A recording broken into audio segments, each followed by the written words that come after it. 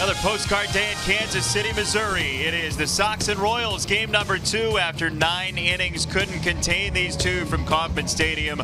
On Monday night, we flip to Tuesday as the Sox try to even this series. And thanks for joining us once again. Jason Benetti, Steve Stone along with you. Tim Anderson yesterday flashed the glove one more time. Since mid-season or so, he's become an exceptional defender. It's not only to the backhand, because that's been the greatest improvement, but he's got so much range to either side that he's making a wonderful show of it the second half of the year. Doesn't matter if he's going to his right, he's going to his left. He's got a strong enough arm to get it across and make play after play. And since the All-Star break, he's been magnificent. 360 spin gets it there, and it really doesn't matter where they hit it to him. He's able to eventually get the ball out of the glove, and then that strong arm holds him in good stead. And last night, he made a brilliant play from deep in the hole, and so if he continues to do that, one day he's going to win a Gold Glove. His opposition at the plate tonight is Brad Keller, who's been much improved for Kansas City. Last 5 starts, Keller's been throwing the ball just about as well as anybody. He's not overpowering, but he does throw the ball around the plate a lot. And the Sox saw him, and when they did, they didn't like him too much because they didn't do much with him. 7 hits in 5 innings, just 1 earned run, didn't walk anybody. That's really been a trademark of his. He's got exceptional control, and he goes against Dylan Covey. And against the Royals, Covey's really struggled at 0-3, the ERA, past 5.5. So hopefully tonight, in a starting role, he can right the ship against Brad Keller, who's not going to give up too much. Last night was a tough loss for our boys, but they'll come back tonight. 10 innings, final score goes 4-3 for Kansas City. Tonight, Dylan Covey takes Michael Kopech's spot in the rotation, and Jose Abreu tries to duplicate 3 hits off the DL last night. Sox and Royals' first pitch is coming up.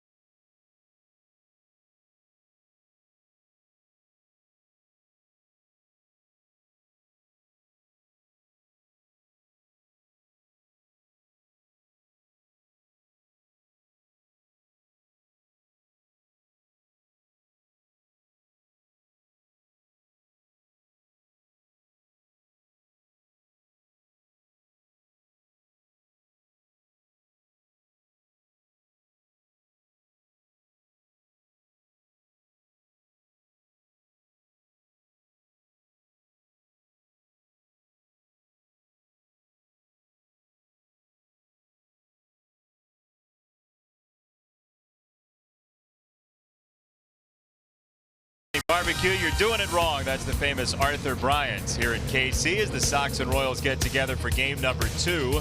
We thank you for rejoining us from Kauffman Stadium, and we've told you throughout the year about the Sox minor league affiliates. Most of them have seen their seasons come to an end. Great Falls playing in the championship of the Pioneer League this week, but Kannapolis had a remarkable season in Low A in the South Atlantic League, and this is our guaranteed rate White Sox farm report. Second season under Justin Jerschley, Craig Dedalo with a great year. Parker Rigler down there, 27 starts, 140 and a third. They did lose to Lakewood 2-0 in the division series of the South Atlantic League North. So that's what happened with Kannapolis. Winston-Salem fell in the semifinals as well in the Carolina League. But again, the Great Falls still playing against Grand Junction in the championship in the Pioneer League. And elsewhere, earlier today, we told you about this a few days ago that it was coming up. The White Sox Volunteer Corps once again went to the Primo Center this time in Englewood and spruced everything up. The Primo Center for women and children, and a great job as always by the White Sox Volunteer Corps to make sure that there was the extra Sox touch on everything going on there in Englewood. Sox and Royals, game number 2. Perfect day to tailgate. It has been lovely here in Kansas City. It's coming up. First pitch on the way.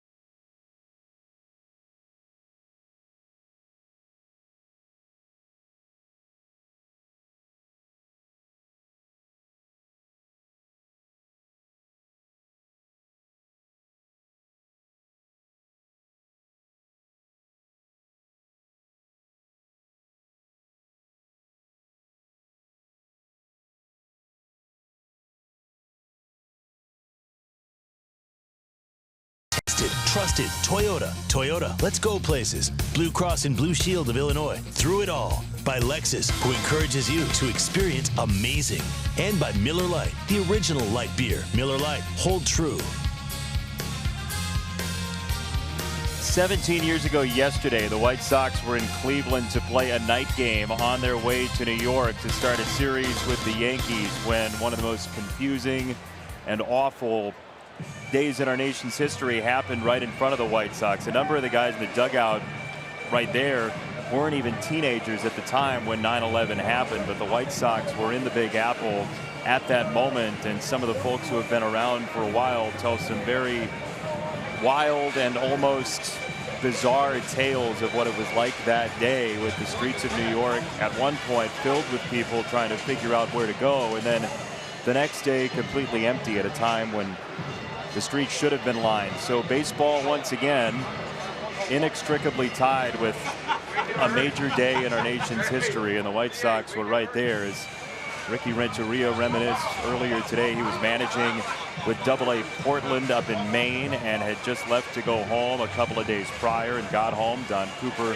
there with Ricky Renteria, but a beautiful ceremony here in Kansas City, and we'll show you a portion of it later on in our telecast, but a beautiful ceremony to honor those lost on September 11, 2001. And to listen to some of our senior people who were there on that day and listen to their stories and listen to how difficult it was for everybody, both emotionally and the physical aspect of just getting everybody together and then getting out of town on a bus. I mean, it was something that you think about and everybody remembers exactly where they were when they turned on the television or heard about it for the first time. And so we pay attention to that today. There's ceremonies all over the country and a lot of military on hand here this evening. Watched a couple times actually earlier today the first pitch that President George W. Bush threw out in New York City immediately after 9/11, and what a beautiful scene, and very fitting that he threw an absolute strike down the middle of the plate. As you see Yoan Moncada, it is just so hard to believe for those of us who were adults or anything close to it at the time that somebody like Moncada or Sanchez were 6 years old or 8 years old for this very vivid memory that we have that happened right at the tail end of baseball season. But let's tell you about the White Sox lineup. We have baseball to play. It's brought to you by the Webb Auto Group. The best lineup of Chevys, Fords, Mitsubishis, Genesis, and Hyundais at the best price. Go to webcars.com. Moncada, then Sanchez and Abreu, Garcia, Palka, Delmonico, Castillo, Anderson, and Engel, your starting nine for Ricky Renteria. The defensive setup for the Kansas City Royals, put out there by Ned Yost. It's Gordon, Goodwin, and Herrera left to right in the outfield, with Dozier, Mondesi, Merrifield, and O'Hearn in the infield. Deloria gets a nod behind the plate, and our Lexus Experience Amazing starting pitcher is Brad Keller, who's been very good the last 5 starts. On for his 18th start, 39th appearance overall. He's 7-6, his ERA in the low 3s. There you look at the rest of the numbers. He is not a strikeout pitcher, but he does throw strikes. And the umpires for the game tonight. Got Tony Randazzo behind the plate. Ryan Addison is at first base. Lance Barrett at second, and the crew chief Bill Welke's at third. As a postscript to what we were talking about before first pitch, the one thing to recall about what happened after September 11th is the major stretch of unity we had in our country and the major role baseball played in that. First pitch strike to Yoan Moncada. We are underway just past 7:15 tonight at Kauffman Stadium. Moncada 1 for 4 yesterday, and the Sox lost by the count of 4-3. Kansas City a winner in extra innings on an errant throw to third off an Alcides Escobar bunt.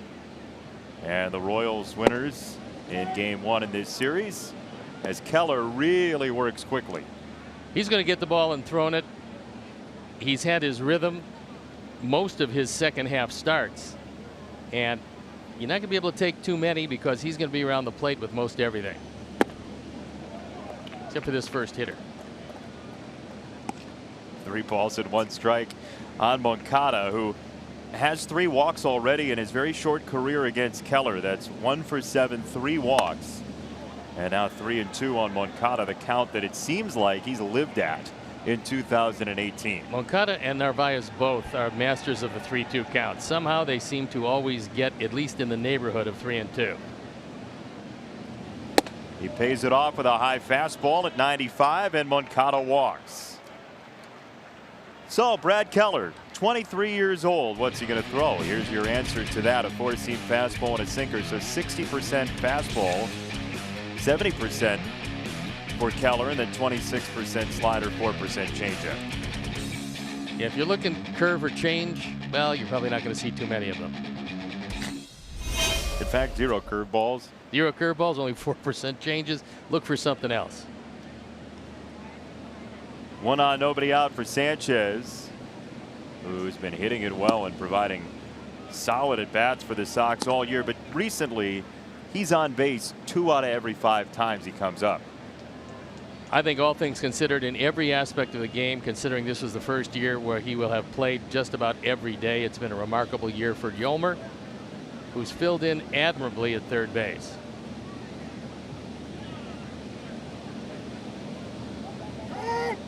Time called. That pitch won't count. Keller, a big man at 6'5", 230, came over in a trade with Cincinnati. Originally signed with the Arizona Diamondbacks and then went to Cincinnati in the Rule 5 draft for coming over here last year. Sox have seen him a bunch, including that opening series out of the bullpen. And Keller has missed his mark a bunch so far. 8 pitches, 2 strikes. A high school draftee out of Flowery Branch, Georgia. There is Edgar Frederick Yost III, the manager who goes by Ned for these Kansas City Royals. 2-0. Down the chute, 2-1 to Sanchez. Another lovely night for baseball here at Kauffman Stadium. One of those days where you just don't feel the weather. No, absolutely gorgeous. We've had a lot of humidity in the various places we've been. That is not in evidence here, and the temperatures are gorgeous. First base side. O'Hearn spins it to second to get the tough out, and the return peg was needless. Sanchez at first, Moncada out at second base. Not going to be able to get 2 on that. It was a slow bounding ball, and O'Hearn, making sure of 1, took his time, got the 1, but nothing doing on the return. 1 down for Jose Abreu, who was 3 for 4. You saw him in our open. Those 3 hits weren't exactly wall busters. However, you take them how you get them when you're just off the DL. Equally as effective. First one a strike to Jose Abreu. 2 for 9 career against Keller. Valoria is 19 years old, and the Royals believe defensively he probably can play here. They are concerned about the bat, but as a 19-year-old, that would be normal.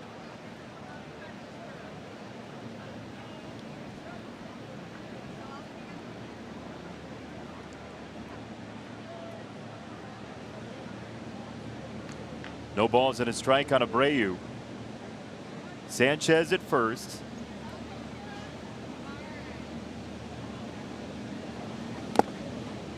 And now 0-2 on Jose. Avi coming up next after a day off yesterday. Then Polka, who moved down to the 5 spot after a 2-run homer in the 3rd last night.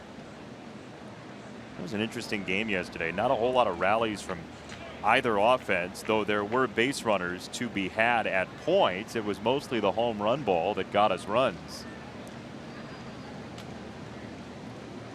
0-2 from Keller.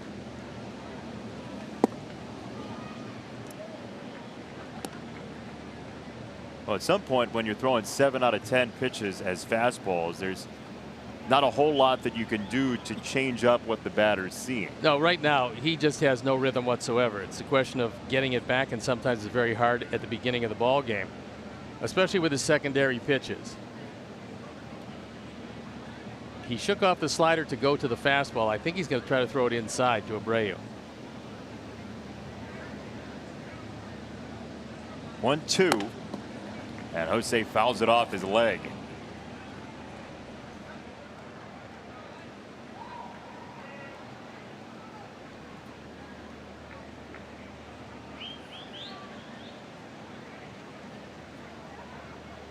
Sanchez back to first.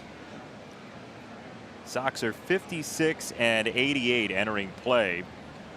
They had played their best stretch of baseball for a couple of weeks before falling on hard times in the win column over the last 6 games. 0-6. Yeah, the biggest problem has been the offensive aspect of it, because they're still getting pretty solid defense.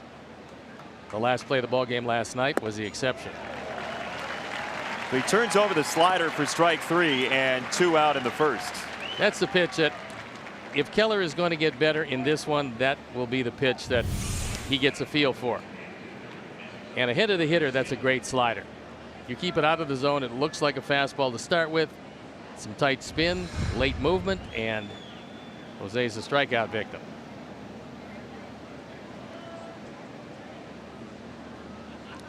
So Keller, 15 pitches, 13 fastballs, 2 sliders.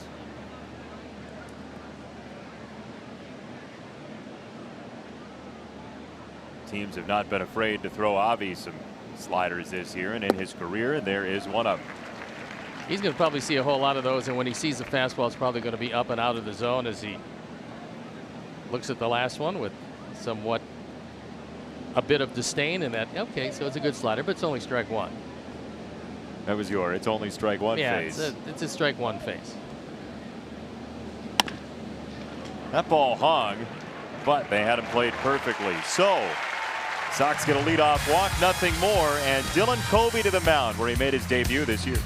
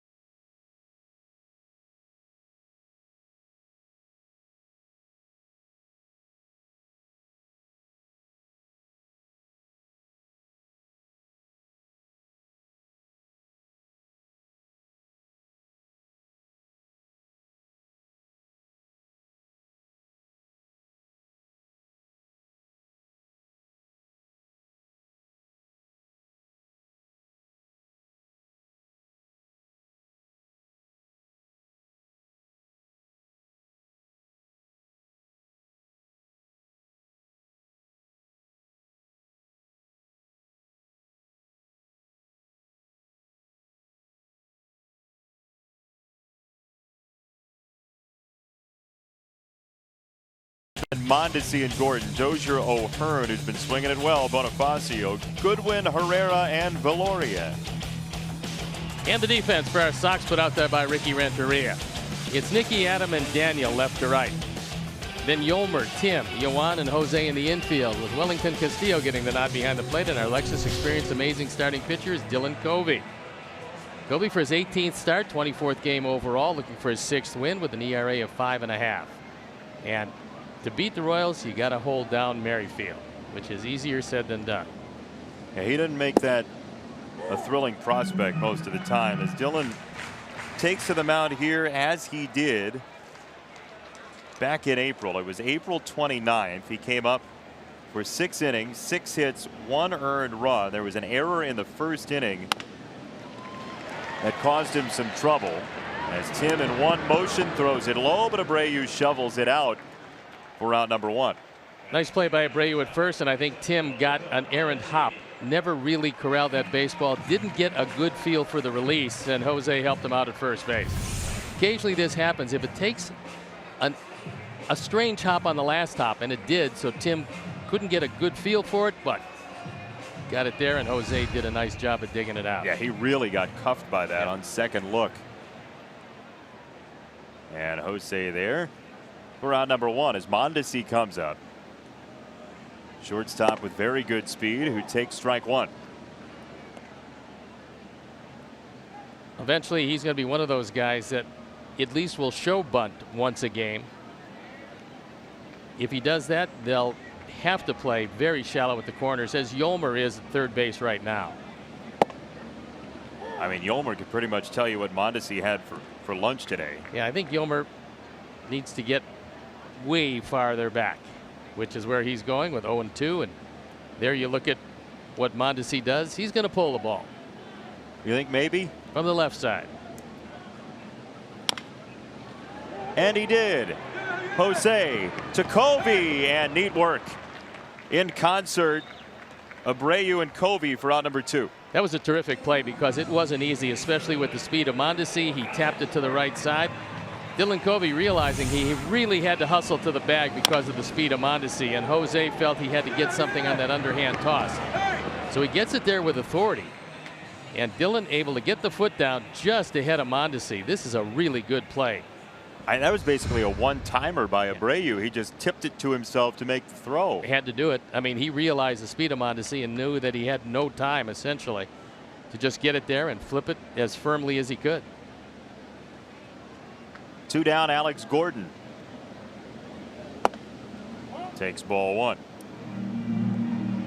This game here, when Dylan Covey saw the Royals for the first time, established that he just might have a chance to pitch here because that was one of those starts where they brought up the other guy. The other guy was him. And he threw it well enough to warrant at least starting to think a little bit differently about him than when he came over as a Rule 5. Last year at 0-7, he came over as a Rule 5, didn't do a great deal, but somehow he rediscovered the sinker when he was in the minor leagues this year. And when he came back that second time, that's when the sinker really started to explode down. Yeah, that's exactly the trajectory that I think Sox fans saw too, is that first start here in Kansas City goes 6 innings. He gives up the 4 runs on 7 hits. You see the sinker predominantly his most used pitch by far. Then against Baltimore, 7 innings, 1 earned run. He threw 103 pitches, and we looked at each other like, who is this guy? I mean, where'd that sinker come from? Because all of a sudden he was leading the major leagues in percentage of ground balls thrown. I mean, that happened about the first, I don't know, 7 or 8 starts.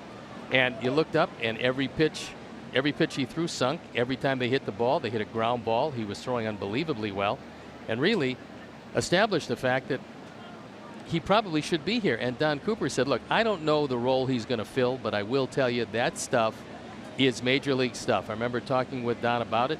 He was very impressed with the sinker especially, and the fact that he could get some other pitches over the plate when he had to. So he felt that the stuff was major league. He just didn't know where it would play. Right. As far as bullpen or rotation, if it was rotation, which number? If it was bullpen, would he be used late? Would he be used in the middle? That's still to be determined, by the way. And that's why this season ends up working out pretty well for a guy like Dylan Covey, because the Sox have seen him in literally every role you just mentioned.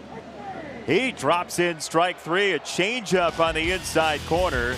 Easy street in the first inning for Dylan Covey in a scoreless draw.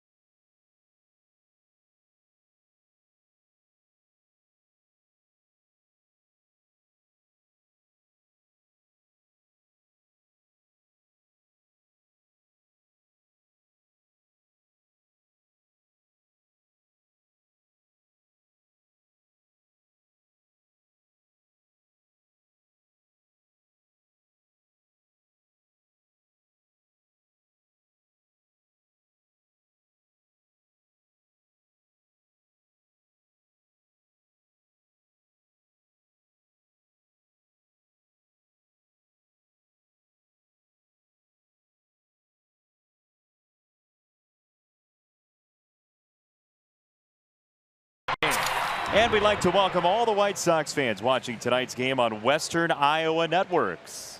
We got a lot of fans in Western Iowa especially. And they got a lot of networks out there, too. They got networks.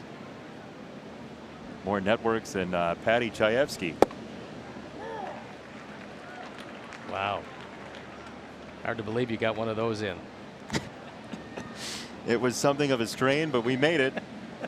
Daniel Palka takes a called strike on the outside corner, and dangerous to pitch him out there because he's had some very nice success in pitches middle and middle away so far this season.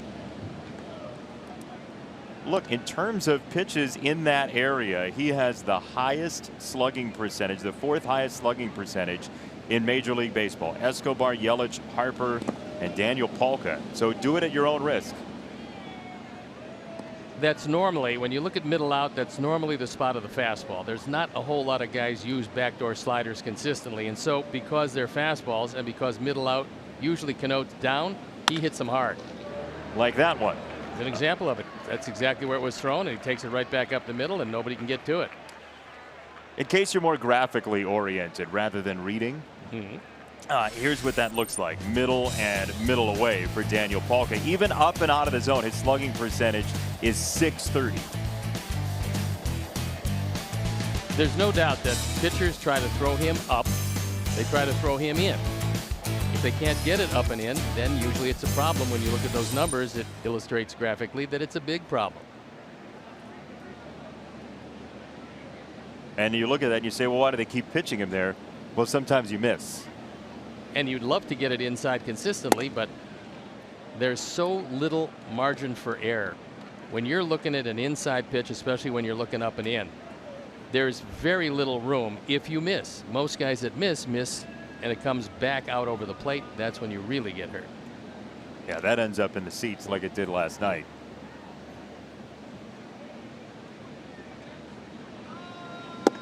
Nicky takes outside, 2-0. See anything mechanically from Keller here? What usually happens, and he's missing away to the left-handers. Usually happens you don't stay closed long enough, and there's a couple of different ways to eliminate that.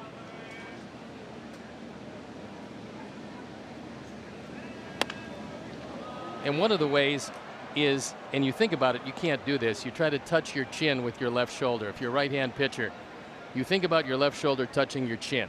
If you can do that as you move your left shoulder back, which you can't, but if you could, you would then stay closed. But that's just the thought process. That or show the hitter your number. Because if you show the hitter your number, or at least try to, you have to stay closed. And by staying closed, you're able then to command both sides of the plate. If you come open, what happens is the front side of your body opens, meaning the hip and then the front shoulder. When that happens, the arm can't catch up and you have to throw it high and away. You can't bring the arm across because you've given away the body already. And that's the key to staying closed. And those are the two things that you look for to try to stay closed. I love the idea of our fans at home standing up from their couches trying to put their chin on their shoulder. I mean, that's the thought process. You really can't do it, but if you think like that, you will stay closed. And for Keller, who's a big man anyway, he's got a lot of moving parts. And so at 6'5", it's a lot more difficult to repeat that motion than it would be, say, if he were 5'11", 6 feet tall. To left field for Nicky. Palka to second base, and he decides to not try to chance it over at third. Sox have the first two on here in the second. Wise choice by Daniel because you're running on a Gold Glove left fielder. Alex Gordon has had a lot of offensive struggles over the last couple of years, but he's had no struggles defensively. This one sliced into left field. Gordon getting to it quickly and realizing he's got to get it to third base as quickly as he can. No hesitation at all, and gets it back in. That pair, Palka and Delmonico, are now 8 for 10 against Keller in their careers. Sometimes you see guys well, and sometimes a pitcher cannot figure out for the life of him where to throw it and get you out. Sox have had 4 guys come up to bat left-handed. 3 have reached base so far. Okada the walk, then the back-to-back hits for Palka and Delmonico.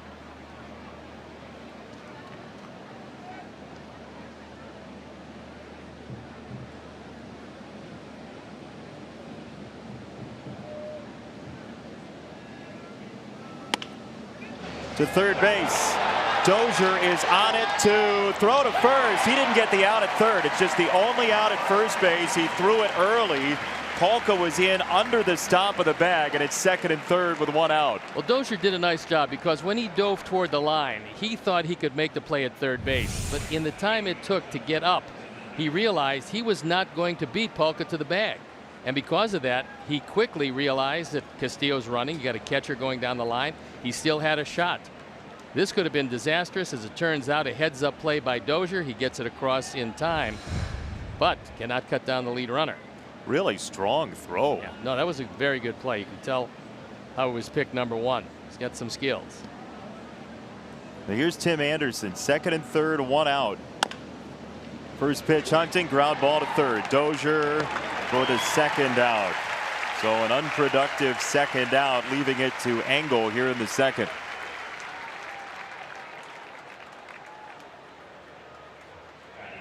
Tim's been swinging it pretty well, but that time he got a little over anxious because you needed at the very least a fly ball in that situation, and he beat the first one right into the ground.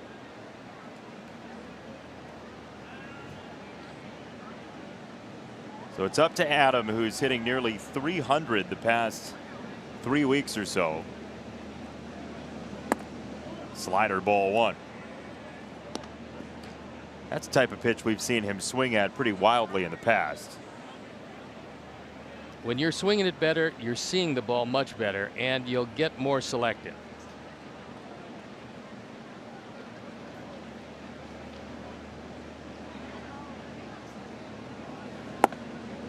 Downstairs 2-0. What happens usually is when you're struggling, you don't want to get to 2 strikes because you know the guy's going to take you down, in this case with a slider, so you don't want to get to that slider. You're thinking, let's swing early in the count. You think it looks like a fastball. It doesn't. Before you know it, you're down in the count. But Adam now ahead 2-0. He saw strike one last night and then immediately pounced in the third inning. The Sox were trailing in the game. It was 2-0 Kansas City, and then this turned into a meatball to center field. 410 to straightaway center in this ballpark. You get Detroit longer at 420, but very few other parks compete with the distance it takes to hit it out of here in center field, and that shows you how strong he is. 2-2 from Keller to Engel. Well, here's where Daniel at third base has got to come down the line, take a very aggressive secondary lead, because odds are Keller's going to go to the slider to try to wipe him out. Those are pitches that wind up in the dirt, and if it does get away, Daniel's got to try to score.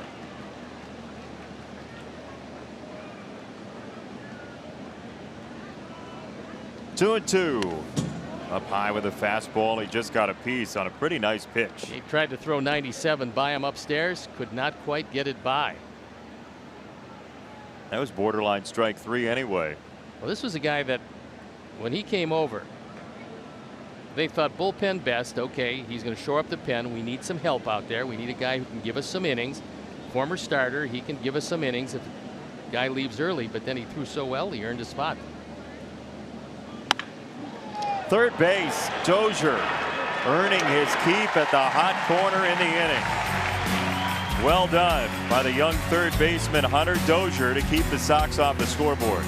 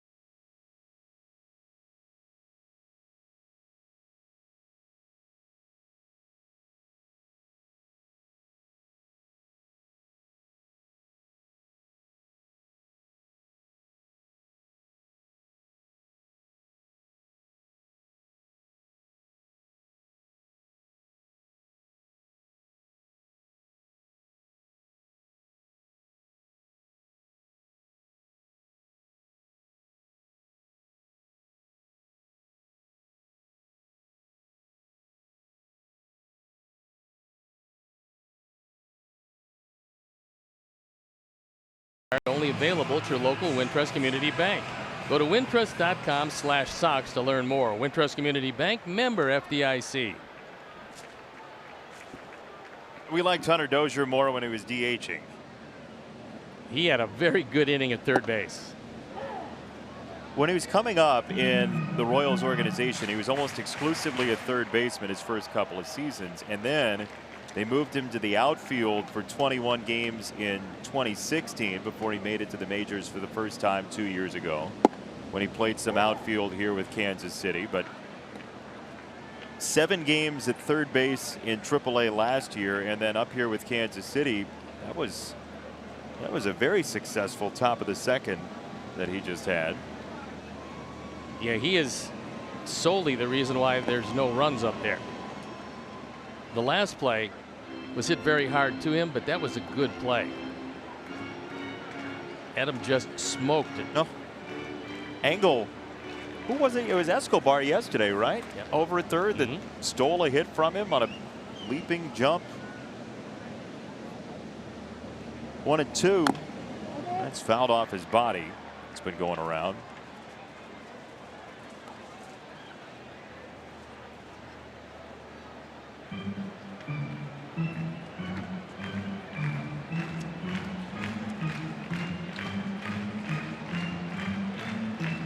Dylan Covey's 8th career start against Kansas City. In a very young career, that's pretty amazing.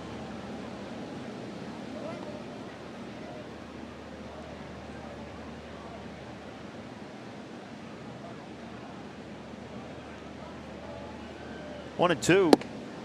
Check swing. That was close anyway, and he didn't get either of them.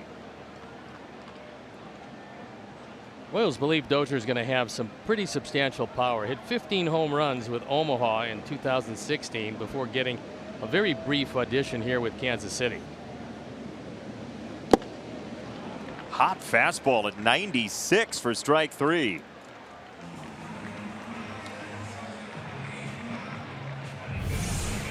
There's never been anything wrong with Covey's fastball. That one with good movement. It went down and in to Dozier, who had very little chance. That's 2 strikeouts, 1 called, and that one swinging. You can't hit that pitch. I mean, that's lethal. Very good movement. If you get a piece of it at all, you're probably fouling it right into your left leg. Ball 1 to O'Hearn, who homered last night to tie the game at 3.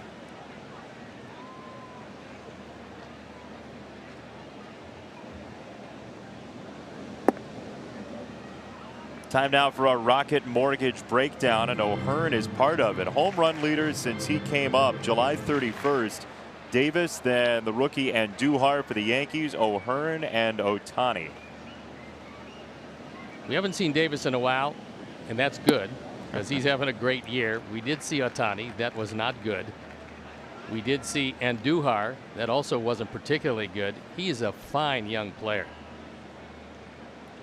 They got Torres and Andujar, the first rookie combination ever to hit 20 or more home runs together on the Yankee team. And ball 4, first base runner for the Royals didn't have to do anything. 4 straight to O'Hearn out of the zone. Somebody wrote a story earlier today asking whether or not Shohei Ohtani could be an opener like the Rays are doing for the Angels in 2020. After he has presumed Tommy John surgery, use him for 6 batters and let him hit. In 2020. Yeah. Well, I would say foresight being 2020. If he continues to use the splitter, I don't think he will have a career in pitching. Right. That's what I believe. Now, I know, I could be wrong there, but I think he could have a wonderful career swinging the bat. At this point of his career, being as young as he is, and when you're young, we do believe we're immortal. He believes he can do both, and as long as he believes he can do both, it's up to the Angels then, because when they made their initial deal with him, one of the things that they talked about, which got him there, was he could do both. Some teams didn't want him to do both. Well, that's sort of the double bind they're in, as Anderson could turn 2 here. Moncada the turn and a double play. 6-4 to 3. First base runner goes away, and we'll play the third. No score.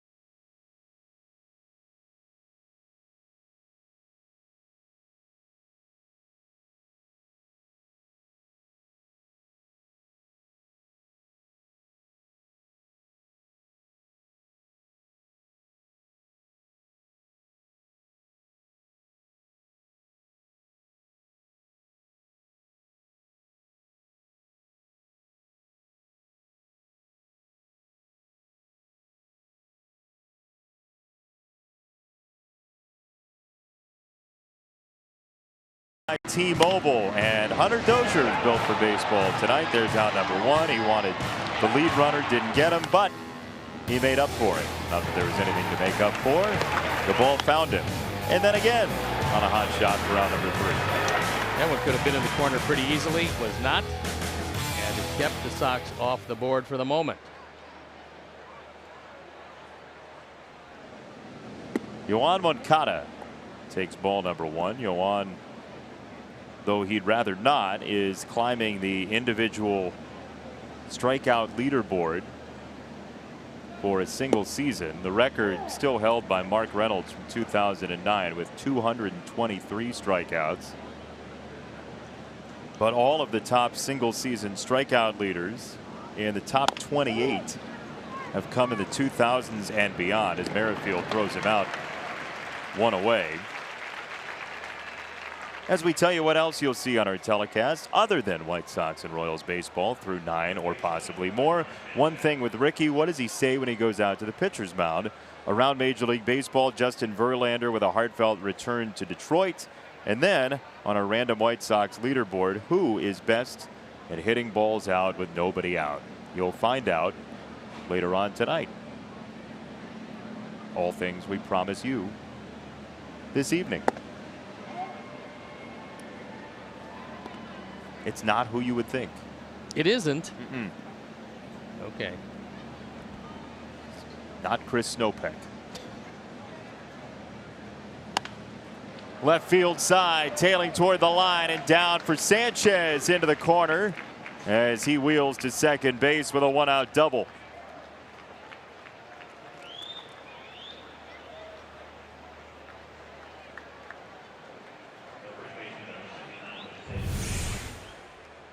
We'll take another look at it. It looked like a slider, and Yolmer inside outs slices it down the line well away from Gordon, and then easily coasts into second base.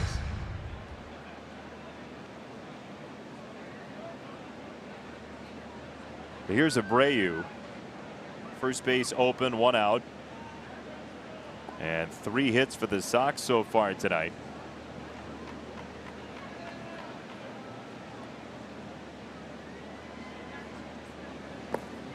Here's ball number 1.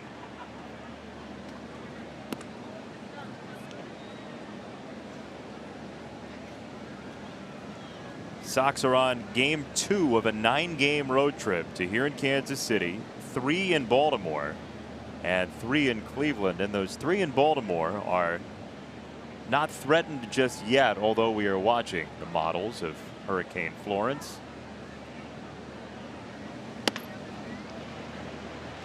Mondesi it's short to first, and O'Hearn the pick. Sanchez behind it hits third with 2 out. That was a very good pick at first base by O'Hearn. And heads up base running by Yolmer.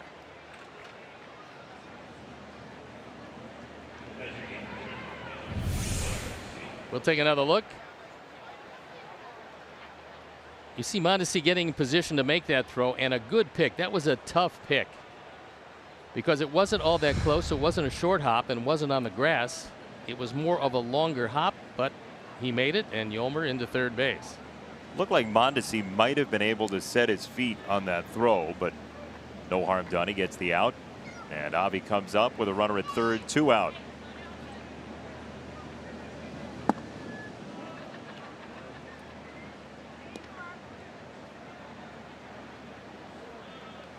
Fielder's choice ground ball to the middle infield in the first for Avi.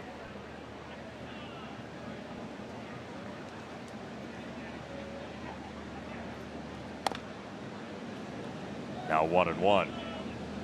Well, this is a big out for Keller because, again, Palka and Delmonico, the next two, have torpedoed Keller historically.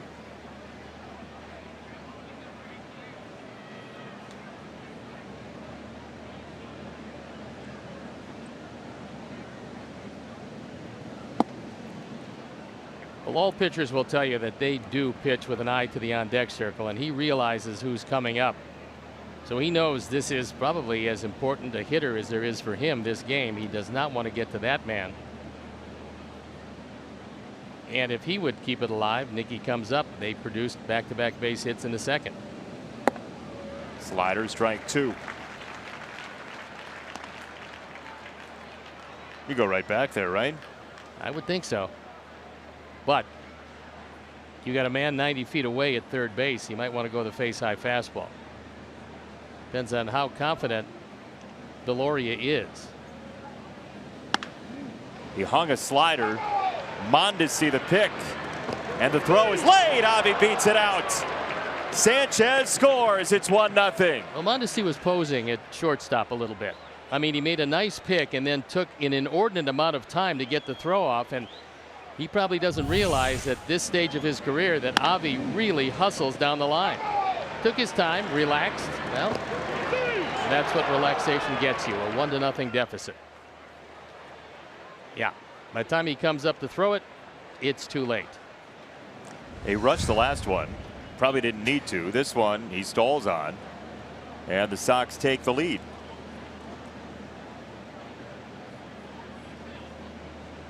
It's RBI number 41 for Avi, and it was sheer hustle that got that one.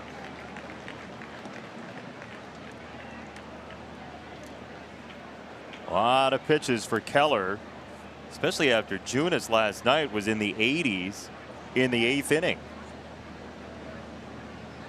Don't know if it's good news or bad news for the game, but the bullpens are well stocked. Yeah, we're going to hear a whole lot of that the rest of the way. I would say most of the bullpens will be pretty well stocked. Sox have Nate Jones back, activated after going on the DL in mid-June.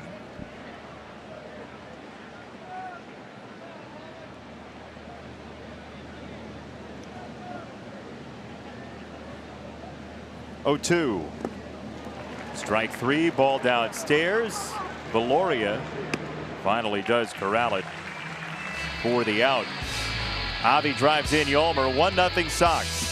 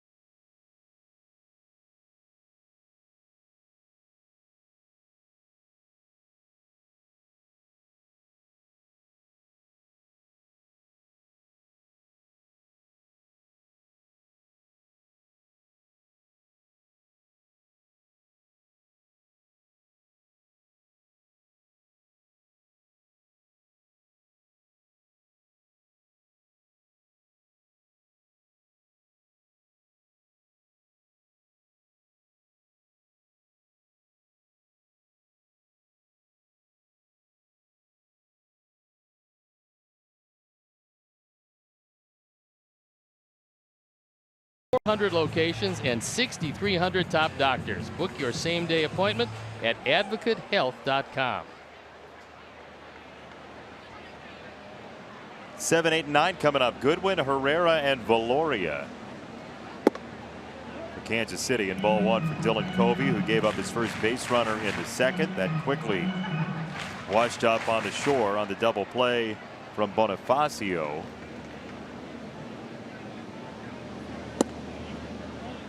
We were talking about the road trip and trip to Baltimore coming up Friday, Saturday, Sunday. It looks as though the Sox will go to Baltimore, and no sign of any change in schedule. Not to this point. Up the middle and past Anderson into center field.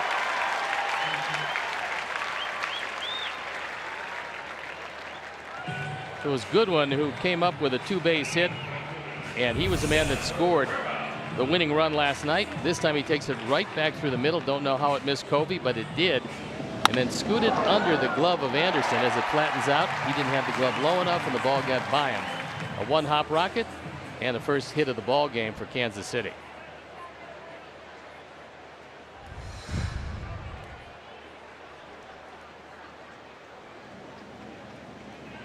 Can you get screened by the pitcher there if you're Tim Anderson? You think he had a clean look at that ball?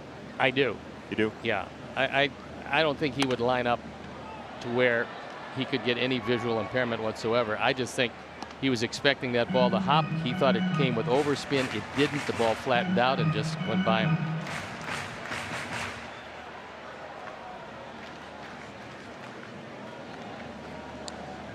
There's an interesting track on that ball too, off the bat. So Herrera, the former Cincinnati Red, takes inside. 1 ball, 1 strike. Let's take one more look at that ball off the bat of Goodwin and watch the trajectory as that ball spins into center field. If you asked him, you bet he'd say that he'd think he should make that play. I think he would tell you that.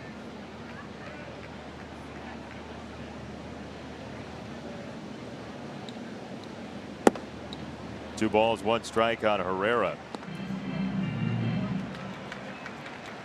Rosell Herrera, who initially was a Rockies free agent. He became a free agent again in 2015. The Rockies re-signed him. In 2016, they re-signed him again. He signed with Cincinnati in 17, and then a waiver claim by the Royals back in June.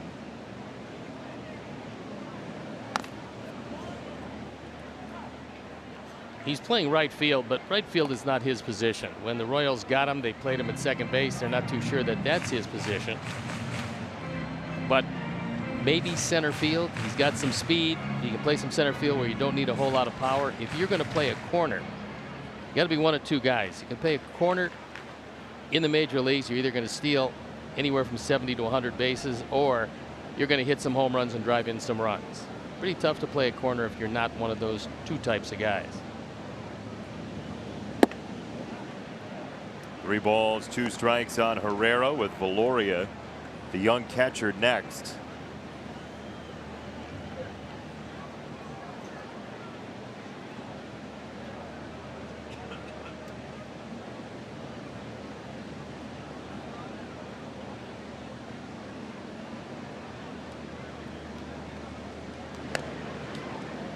But on the weather situation that we were talking about, there are a couple teams that are in the line of fire. Atlanta's home. The Braves are at home over the weekend, and there's some question about that series. There was some question about the Cubs single game in Washington on Thursday, but that looks to be okay based on the track of the hurricane. But all sorts of college football games have been either canceled or moved. And we'll check on the Sox as the week goes on. That's ball 4. The ball does end up in center field, so you could advance if you're Goodwin, but not far enough. So 2 on, nobody out for the 21-year-old catcher, Valoria. Valoria out of Cartagena, Colombia. Signed back in 2013 as a non-drafted free agent. So getting his first look at the major leagues.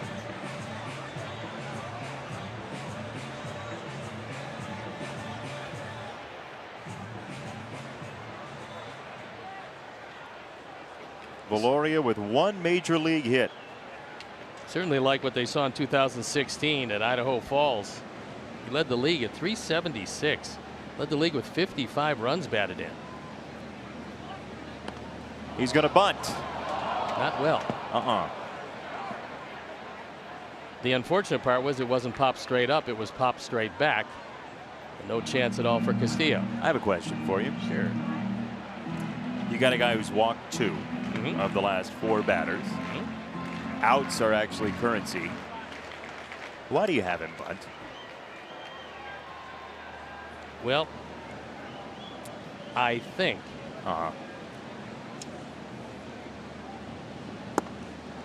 and this would be just me. Yep, just you. I believe that Ned Yost is trying desperately to win his 49th game. But that's where the rub lies, because typically when you give away an out, you actually score fewer runs over the course of an early inning. Especially it matters if you're playing for 1 run late in a game, then there might be a better argument for it. Well, there's the bunt. Sox will take the out, and Merrifield will bat.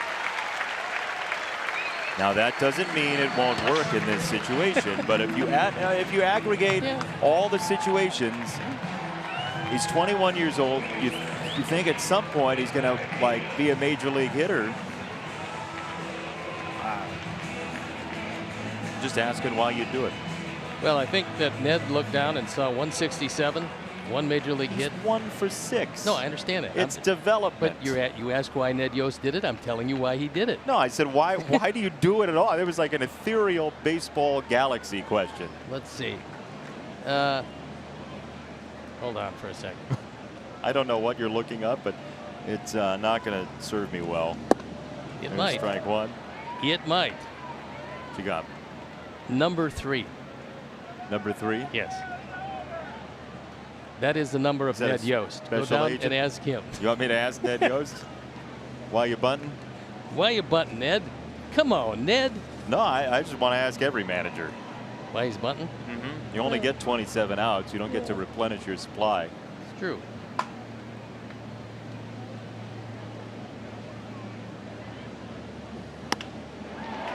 In the air, short center field, and down, a base hit. It scores a run. Goodwin comes home. Herrera to 3rd. That's RBI number 54, and I think, regardless of what happened in the Merrifield at bat, I think Ned probably figures I'm bringing my best hitter to bat. I'll take my chances, and his best hitter has been depth for our Sox this year. And, so if the Sox want to walk him, then you got him loaded up with 1 out. If they don't want to walk him, well, we saw what happened. Again, he doesn't necessarily have to get a hit. He just is the best hitter on this ball club, having the best year. Yep. And you turn it and leave it in his hands, and now you've tied the game at 1. And that very much is the argument to bunt there, that you do have your best hitter coming up next. And the question remains, what did you forego? Was there a bigger inning on the horizon? It's not, hey, they scored, so it works. It's, what did you give up? What's the opportunity cost of that bunt? And again, the world may never know. Oh, at this point they won't, but he At what point would they have? Well, you would know what would happen if he didn't. If he swung away and hit into a double play and then came away empty in the inning, you would say, I don't know why he didn't bunt. But I would never say that.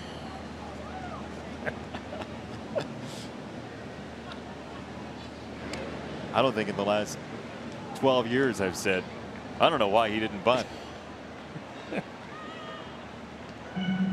Well, if I had Merrifield, I think I would put the game in his hands in this situation, because, you got a catcher who doesn't run very well, and you just want to stay out of the double play situation, and he's fanned 2 out of the 6 times he's hit. So, yeah, say that's the 9th inning, right? 1-0 game, 9th inning. 9th inning, it's a moot point because he's not batting. He's being taken down. Well, Valoria. Yeah. But you could see why, if you wanted 1 run or 2 runs even, you might think about it. But in an early situation, worth the discussion, as they say.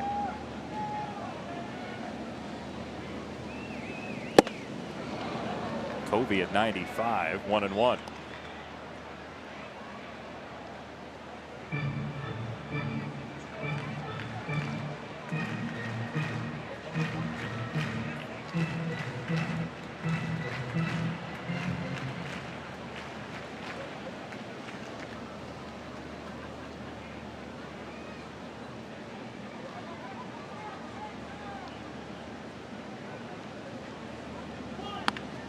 Another bunt. This one is very good, and it goes down the line. The bunt for the base hit works for Mondesi. Herrera scores. Merrifield to third. Now that is a horse of a different color when you're bunting for a base hit.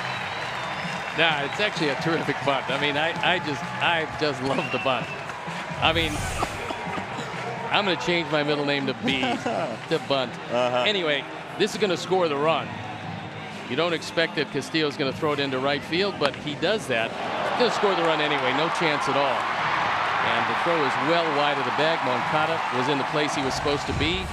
The throw was not, and it's runners at the corners again, and Kansas City leads 2-1. It's single RBI E2.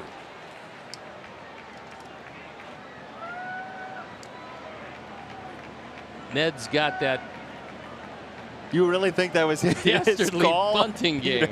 You really think he put down the signal? Absolutely. Are you kidding? Ned's in command here. It's a terrific buntability team. You think 1-1? He's sitting in the dugout. He flashed the bunt sign to Mondesi. I don't think there's any doubt about it. That's what he was doing with his time. He's saying, of course. I mean, if he could bunt with Gordon, he would. I may not be here for the fourth inning. First and third, one out. Here is Gordon.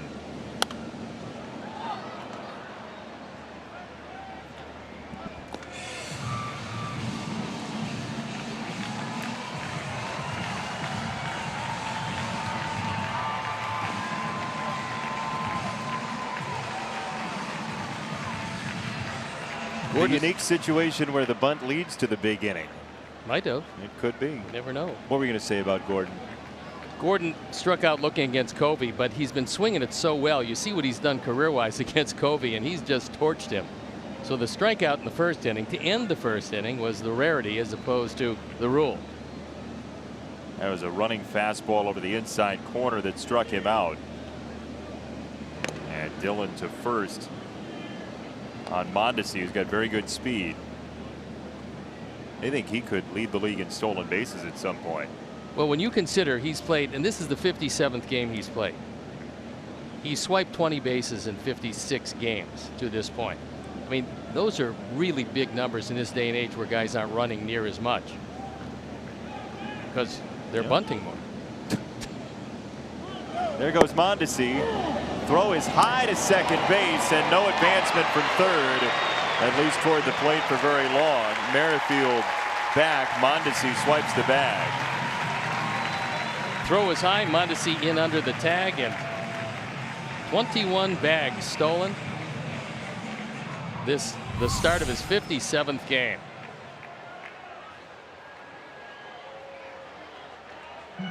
Yeah, Tim about halfway through that ball's flight was scanning the infield to see where the next play was. He did a nice job of going behind the base runner at third base. Almost got him.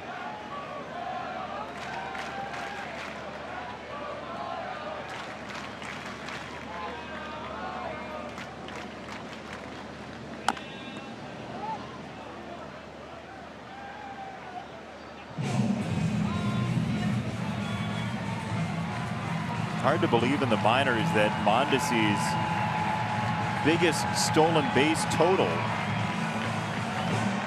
was just 31. Well, look, I mean, he's still a very young player, and what's happening to him, he's gifted with great speed. So that you can't. There's no way in the world you can make up for lack of great speed. But you have to have a technique if you're going to steal a lot of bases, and that's what he has to learn. And he's getting pretty good at it. Similar pitch to the strikeout pitch. Called inside, 1-2. Mondesi's dad, Rookie of the Year in 1994. former Los Angeles Dodger, among others, part of that run of rookies of the year for the Dodgers. Mike Piazza, Hideo Nomo.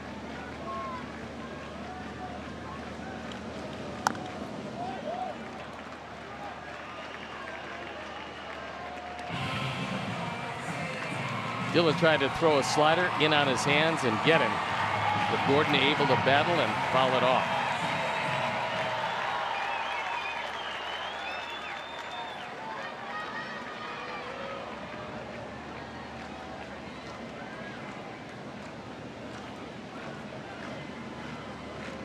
Ball and 2 strikes. Infield in. Towering pop-up, third base side, foul territory and out of play.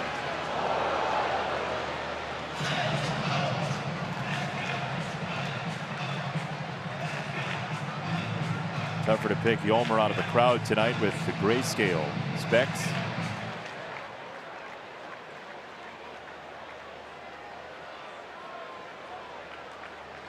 Neon green in the case tonight.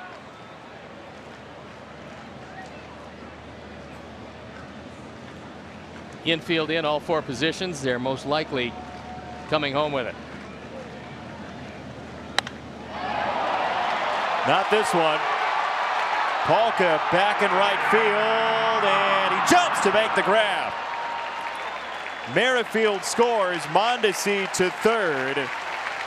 Daniel Polka with a very nice catch to save extra bases, and it's 3-1. 41st run driven in by Gordon, who almost took it out of the ballpark. It goes as a sacrifice fly. Daniel back in the middle of the track.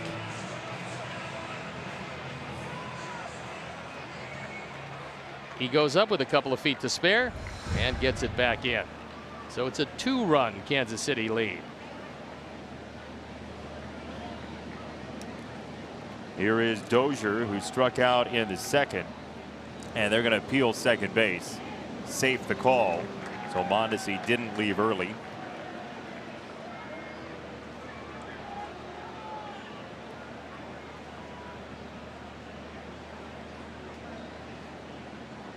Jersley and Mondesi talking it over at third base.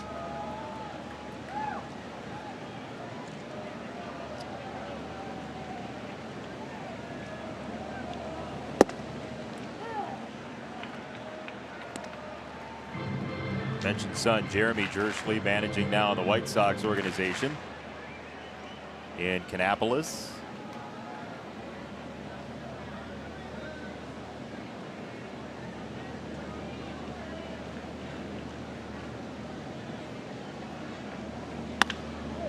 Hard hit to third. Sanchez at the line. Snares one from his counterpart to keep Kansas City at 3. Royals by 2 after 3.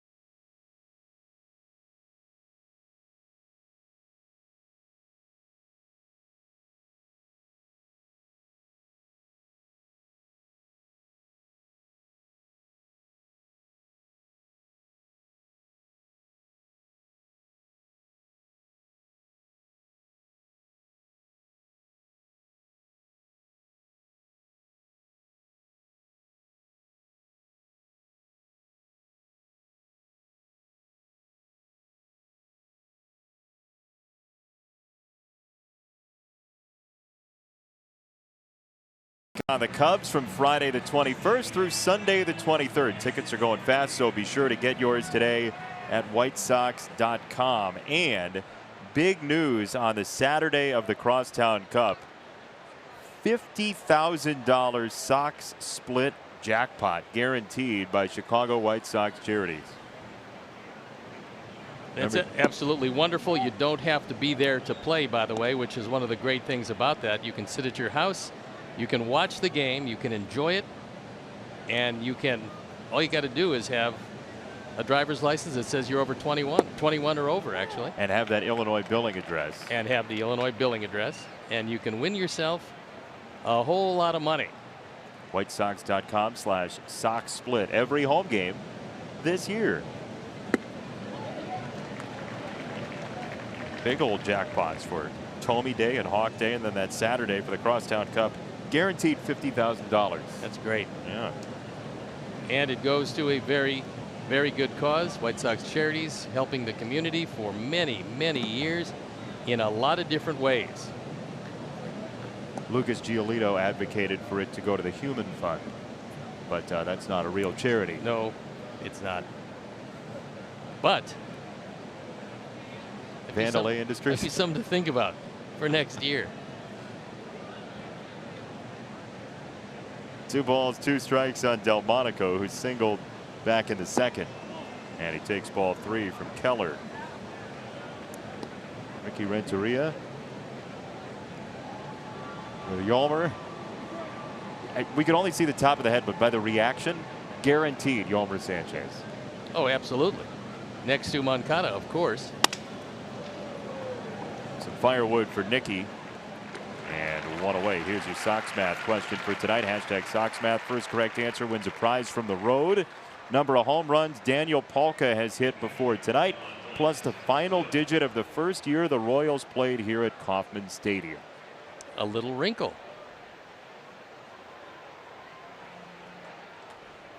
You could win, among other things, a random loose baseball I found over on the concourse in left field earlier today.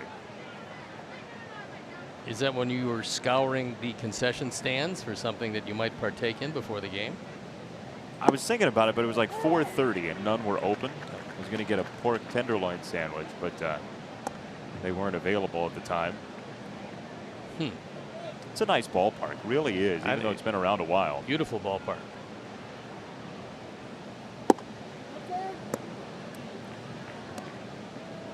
Seems like every couple of years they'll do something to contemporize it. Well, the gigantic scoreboard certainly helps with the crown on top. Said to Tim Anderson in batting practice yesterday, I said, I think I'm going to try and get one of those for my apartment. So maybe Tim's got the cash flow to do that for his house in Chicago's suburbs. How awesome would that be? You walk into somebody's house, they say, here's the living room, here's the dining room, here's my man cave, and I've got a scoreboard with a crown we can watch the game on. Probably have to buy a different apartment. Or purchase the floor above.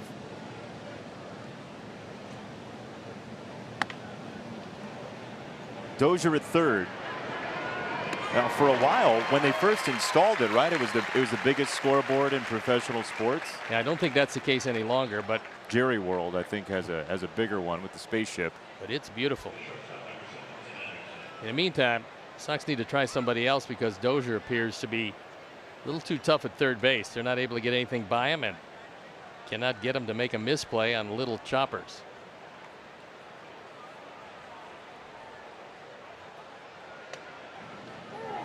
There's a strike to Anderson.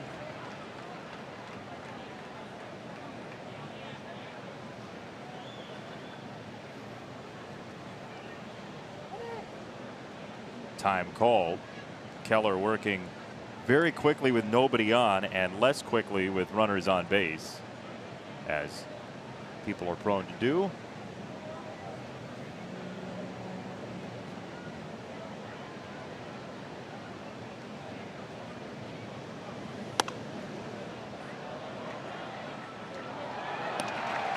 Nice catch by a fan over there off the net on the ricochet.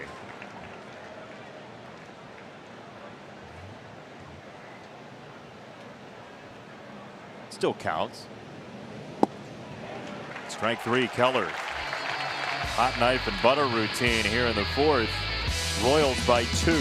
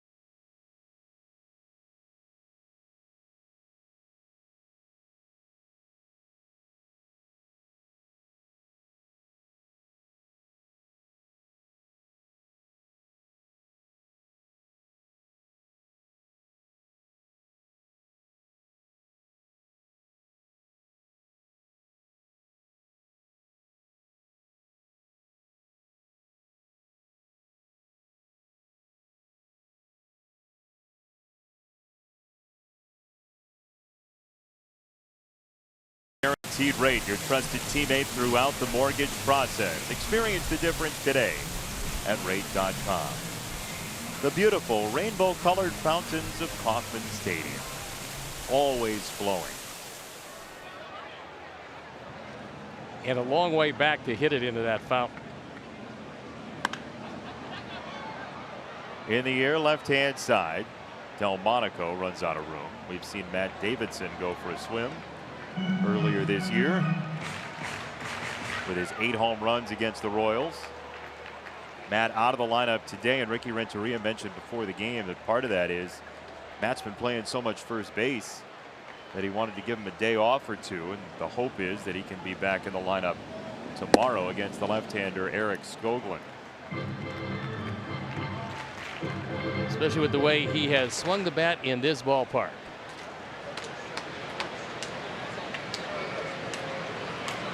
Started out when nobody could feel their hands. Down the line, right field side, O'Hearn to the corner it goes. Daniel throwing it in, O'Hearn for third, and he's there easily. That ball sat against the wall for a while, and the Heisman for O'Hearn on a leadoff triple. O'Hearn was thinking about 2 bases and going to stay there, but when the ball didn't kick out from the wall and Daniel had to go get it, that's when he thought, okay, it's worth a shot. This looked like a changeup, and he drilled it into the corner. Normally this ball will come out and bounce to the right fielder. Question is, did he come off the bag at any point? It looks like he didn't, but there was a moment when he slightly popped up. Kind of stumbled into that second leg. No challenge coming from the Sox, and Bonifacio, as Palka is learning these outfields in the American League.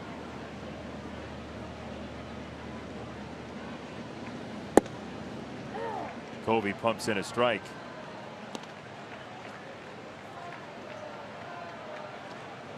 Dozier had a 2-out triple yesterday. The Royals couldn't cash in there.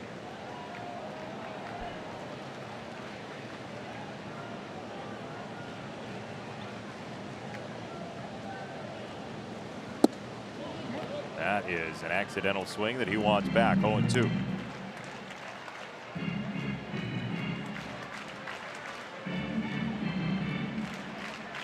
Got a tweet to read for you.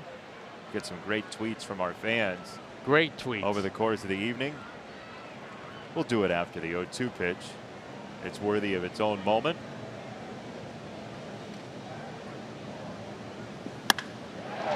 Center field.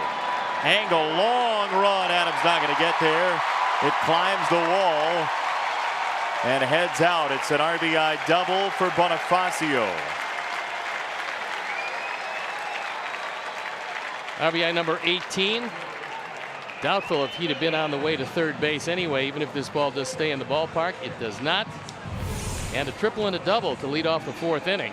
Kansas City has another run. It's a 4-1 ball game as Bonifacio hits the daylights out of this one.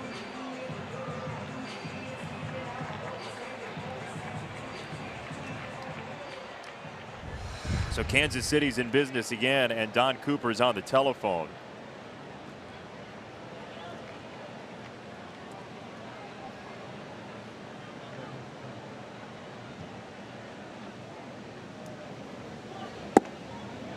There's strike number 1. So the tweet reads, "I'm giddy about taking the other side of a Benetti discussion.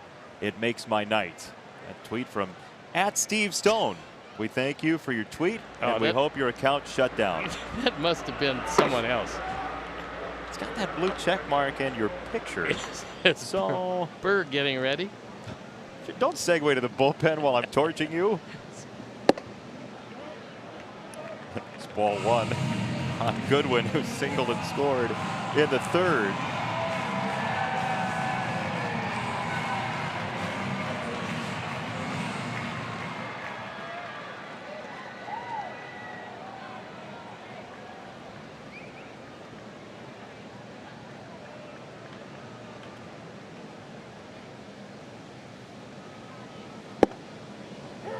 He fires in a strike, so Covey 1-2, and Dylan, it seems like, has had more errors behind him or involved in his starts than the average pitcher, and part of that is the contact he induces. I mean, if you're going to be a sinker baller anyway, you're going to usually pitch to contact. You're not going to strike out 10, 11 guys for 9 innings normally.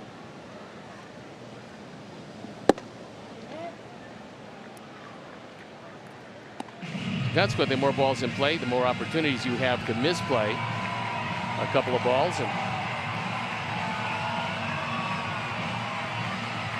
by and large, the Sox defense has been very good, except in this series, not so good. A couple of mishandled bunts have led to big plays so far.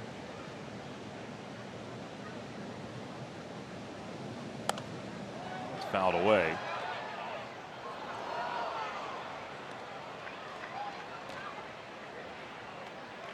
.60 pitches for Dylan Covey, and we're in the 4th inning with nobody out.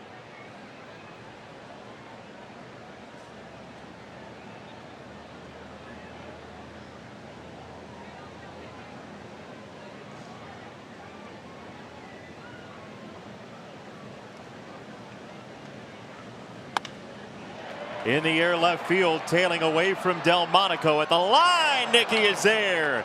Shoulder first into the wall, and Bonifacio can't tag. Nifty play by Nicky Delmonico. Let's hope that Nicky is okay, because this was a dive into foul territory, and then there's not a whole lot of room between that line and the wall, exactly where Nicky went to get that baseball. He makes a terrific play. This ball's in fair territory by a wide margin, then bangs up against the wall, gets it back in quickly, and then shows the effects of this catch and the abrupt appearance of the wall. Looked like he braced himself for the contact pretty well. Did a nice job of going to get the ball and making sure there's no advancement on the part of Bonifacio.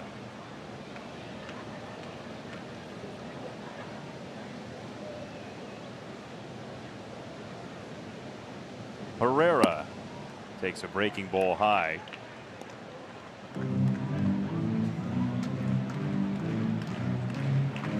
Kansas City a 3-run 3rd inning. One more here in the 4th.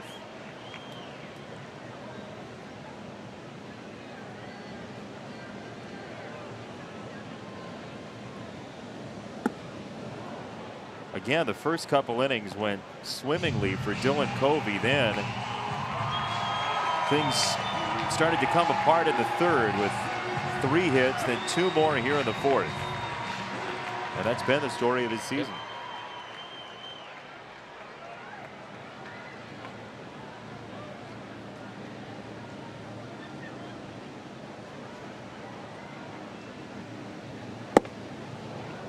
One and 2. It might be overbroad to say it's the story of his season, because there were starts early on in his time back here against Milwaukee, against Boston, where he was very good, and against Seattle as well right after the All-Star break throughout the game. Yeah, but for the most part, that's been the case. You don't beat Boston 1-0 in Boston unless you're throwing it real well, and he's had some wonderful moments this year. That's strike 3. Herrera goes down. Third punch out for Covey.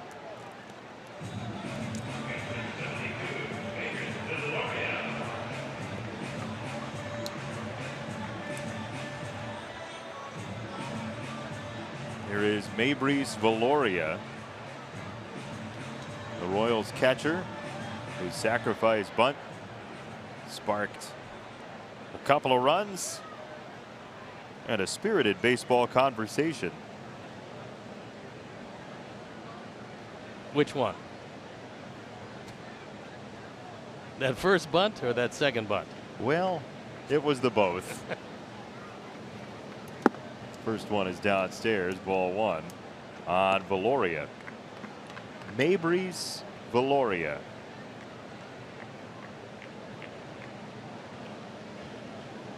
One of the youngest catchers in the farm system. In fact, he's younger than anybody they had in AAA, AA, or High A this year. So maybe catcher of the future material. To left field, Delmonico. And Nicky with an easier catch than his first in this inning. Kansas City gets 1 more, and we will get one thing with the Sox manager after this.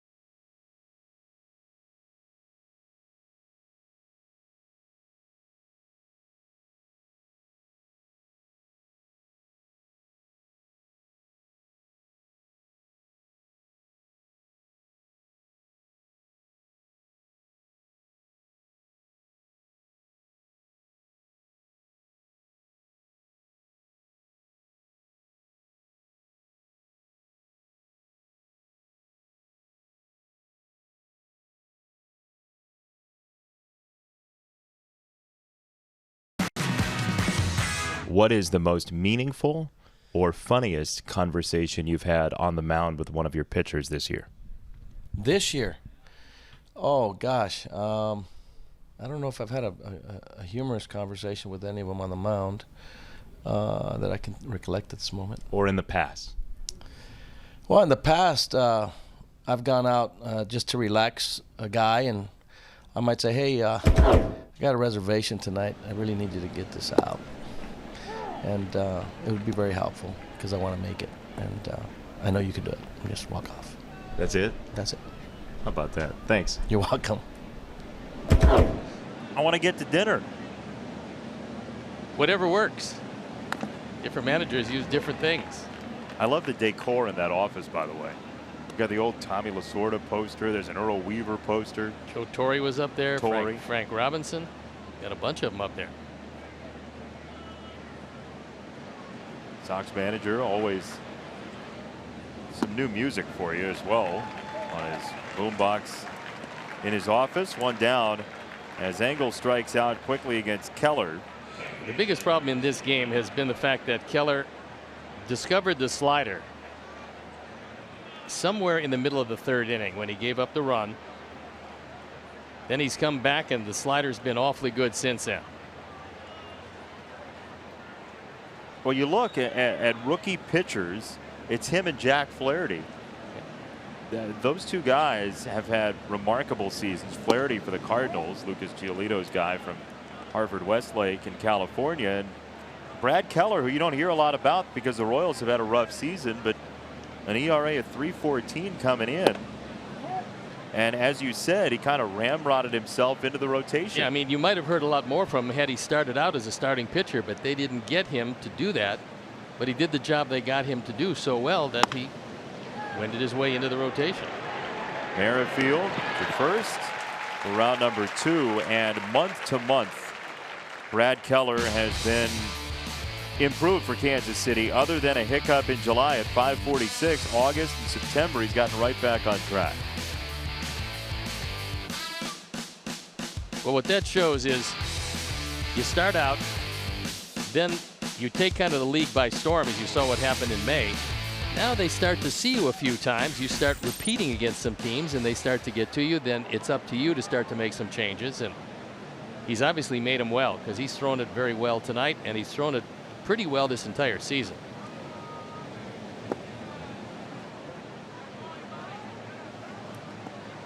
Danny Duffy done for the year. Little did we know by the end of the year we'd be saying Brad Keller, ace of the Royals staff. It's what happens in some real bad years, and you have to have some surprises. Junis was great last night too. Yeah, he really was. But with Ian Kennedy out for a good portion of this year and 1-8 when he's been healthy, some of the guys that they look to put together solid years, it just didn't work out. Danny Duffy 8-12, his ERA up close to 5.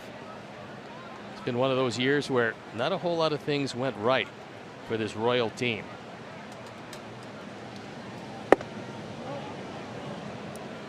Three and one to Sanchez, who doubled and scored the lone Sox run back in the third.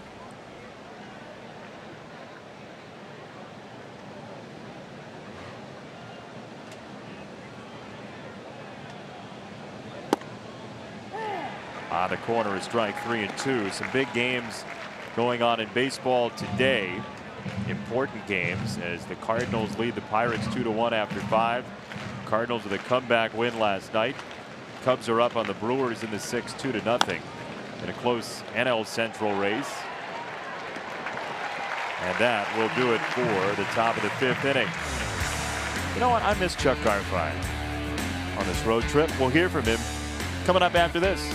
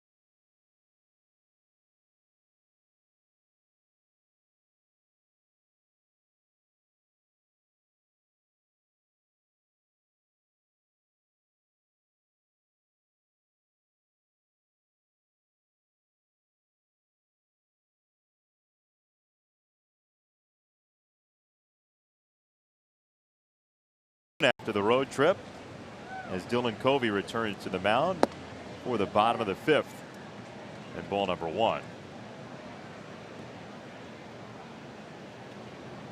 Sox will be home for 6 more before we say farewell to the home portion of the 2018 season.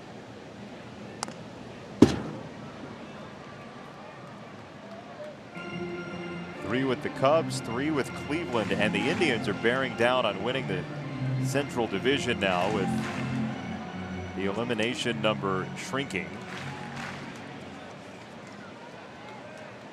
Yeah, the Indians, as we all felt, have made a shambles out of that race. Right center field. Merrifield is out again. Here's a Sox Math winner for you tonight.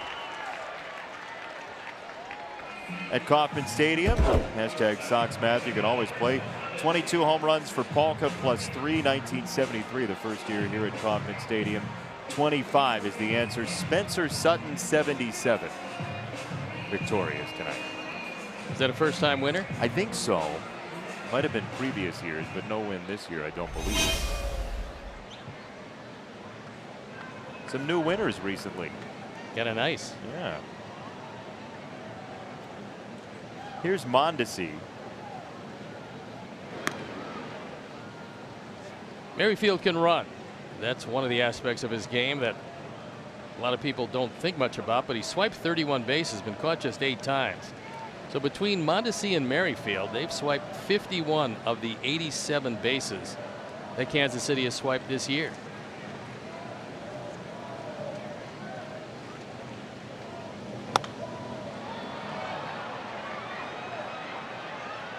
And again, Mondesi's not played the entire season, so you pair them up for a full year, and there's some havoc going on. So if I asked you right now, which I'm going to. Okay. Do I have to answer this, or is this a... No, this is required answering. It's not rhetorical? No. Okay. I'm ready. What's the meaning of life? No, the National League wildcard teams. If you had to pick both National League wildcard teams as Merrifield runs, and that's an on-target throw. Safe! A juggle from Anderson. Castillo with a bullseye, but Tim couldn't handle it cleanly. This will go stolen base number 32 after they take a look at it and see if they want an appeal at second base. But Lance Barrett said that Tim Anderson juggled the ball. He put the tag on, and then the ball left the glove. And so without clear possession, right there, he's safe. A good call by Lance.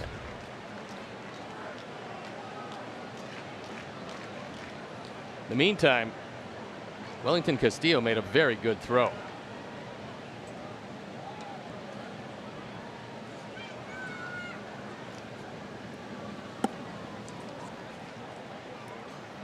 You could argue that could be E6.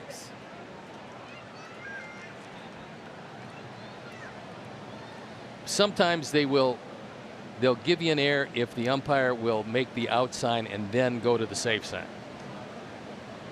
He didn't in that case. So, I mean, you could make an argument for it, but it's the same play. No, it is. You're right. I'm just saying I've seen it ruled that way when the ump gives him the out and then the safe.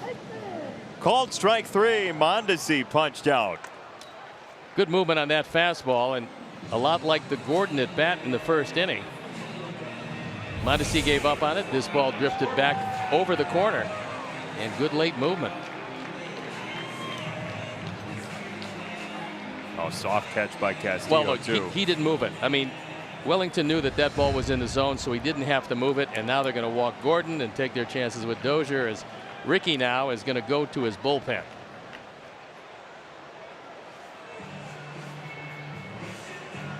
Two on, one out for Kansas City in this 5th. And Covey, 74 pitches deep. He's been relieving for the most part, so 74 is the ejector seat. Ryan Burr out of the bullpen. He'll replace Covey to face Hunter Dozier when we come back.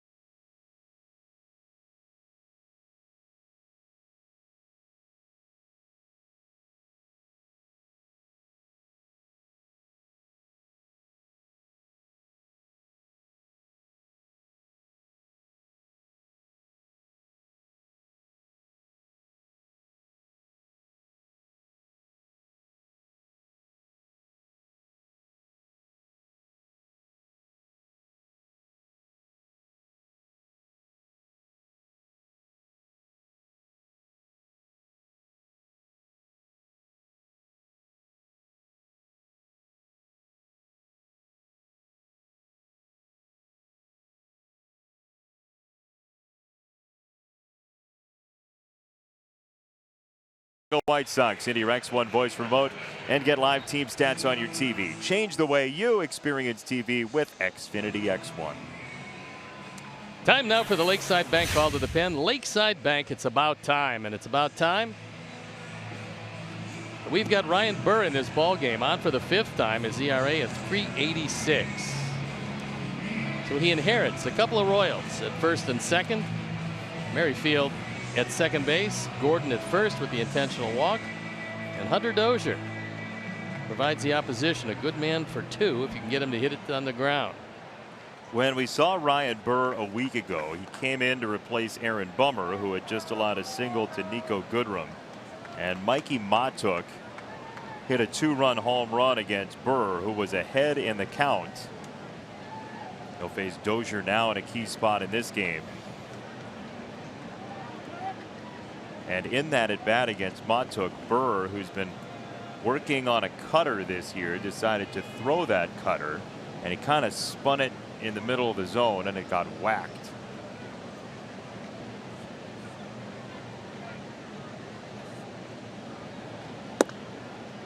However, that's the experimental portion of this season. Ryan knows that if he's going to be a better pitcher, to have something extra in his arsenal, you got to mess around with it and you got to screw it up sometimes. Because his natural fastball is going to run inside to the right-hand hitter, so he wants to throw something that will run away from them, and they won't be able to tell the difference, and that's where the cutter comes in. James Shields has used it to his advantage his entire career, and it's worked really well for him. John Cooper enjoys teaching the cutter. There is Coop.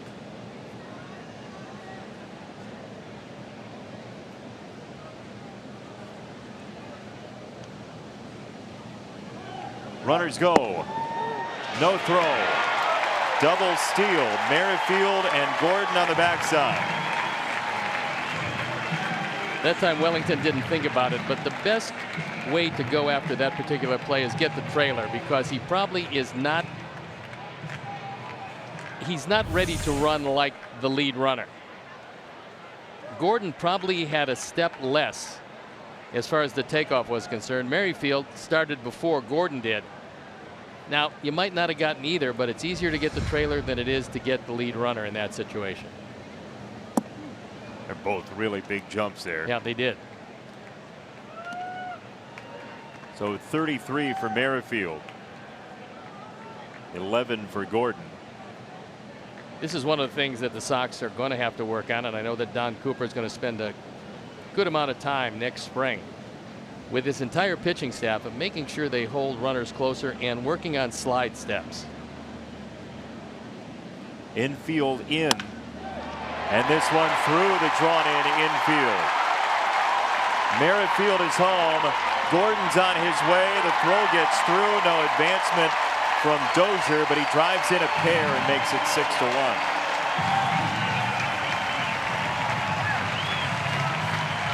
Dozier driving in runs 28 and 29.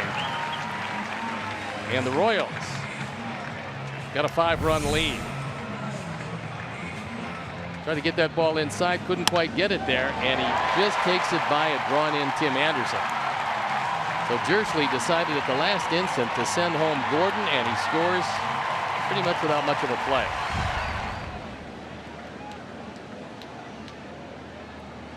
So those runs charged to Covey. His line complete, 4 1/3. Dillon allows 6 hits, 6 runs, 5 earned, 3 walks, 4 strikeouts, and that the final line for Dylan Covey tonight.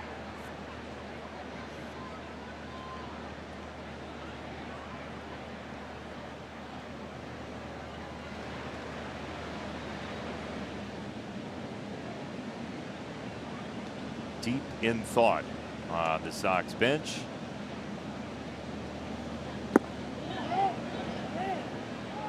He did go 1-1.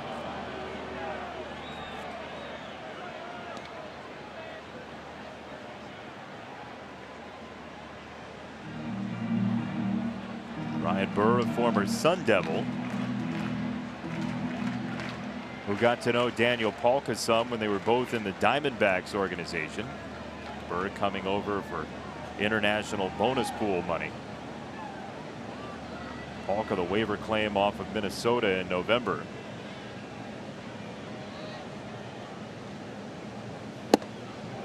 One and two.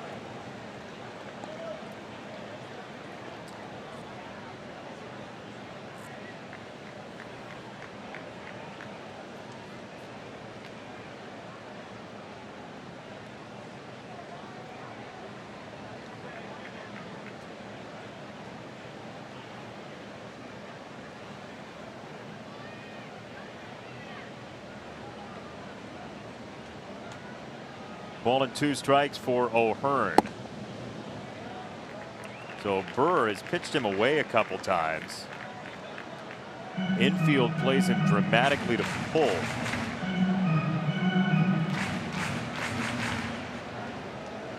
This would be a nice time. He's working on that cutter to throw one in on his hands, because he's worked away. If he looks away, that cutter in his hands is going to get him to hit the ball to the right side, and you might be able to throw a double play. Jammed him, popped him up. Sanchez. White Sox fans, Sox Fest 2019 is back January 25th through January 27th with ballpark fun at the Hilton Chicago. You'll score an autograph or photo with your favorite current players or coaches, as well as White Sox greats. It'll be a weekend of White Sox baseball you won't want to miss. Always great fun. Visit whitesox.com/SoxFest for tickets and more information. You know, it's interesting to say, but it's already coming soon. Sox Fest 2019. I'd say it is pretty amazing. It'll seem like the season just ended by the time we're making plans to come into Chicago.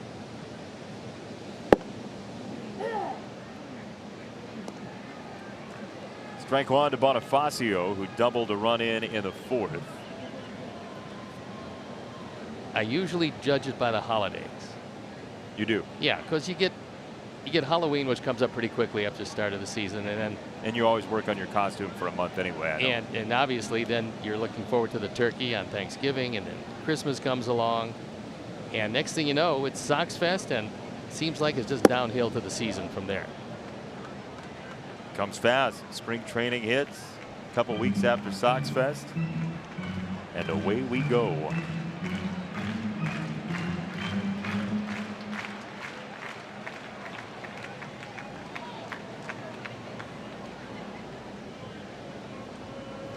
Two strikes to Bonifacio from Burr.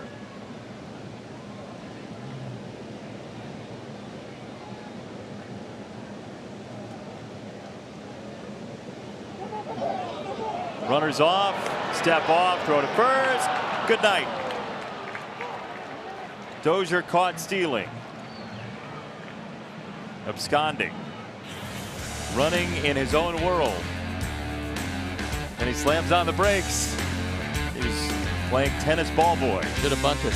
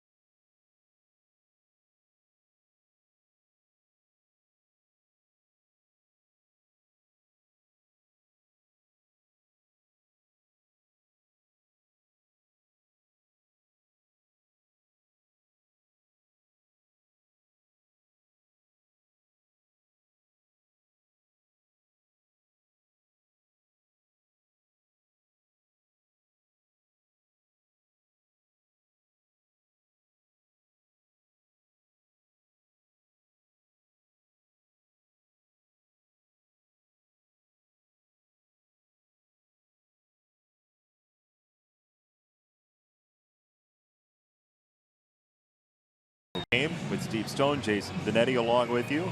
Our producer Keon Dolachahi in the truck, our director Todd Benjaminson, our associate producer Dave Ross, and our entire crew here at Kauffman Stadium.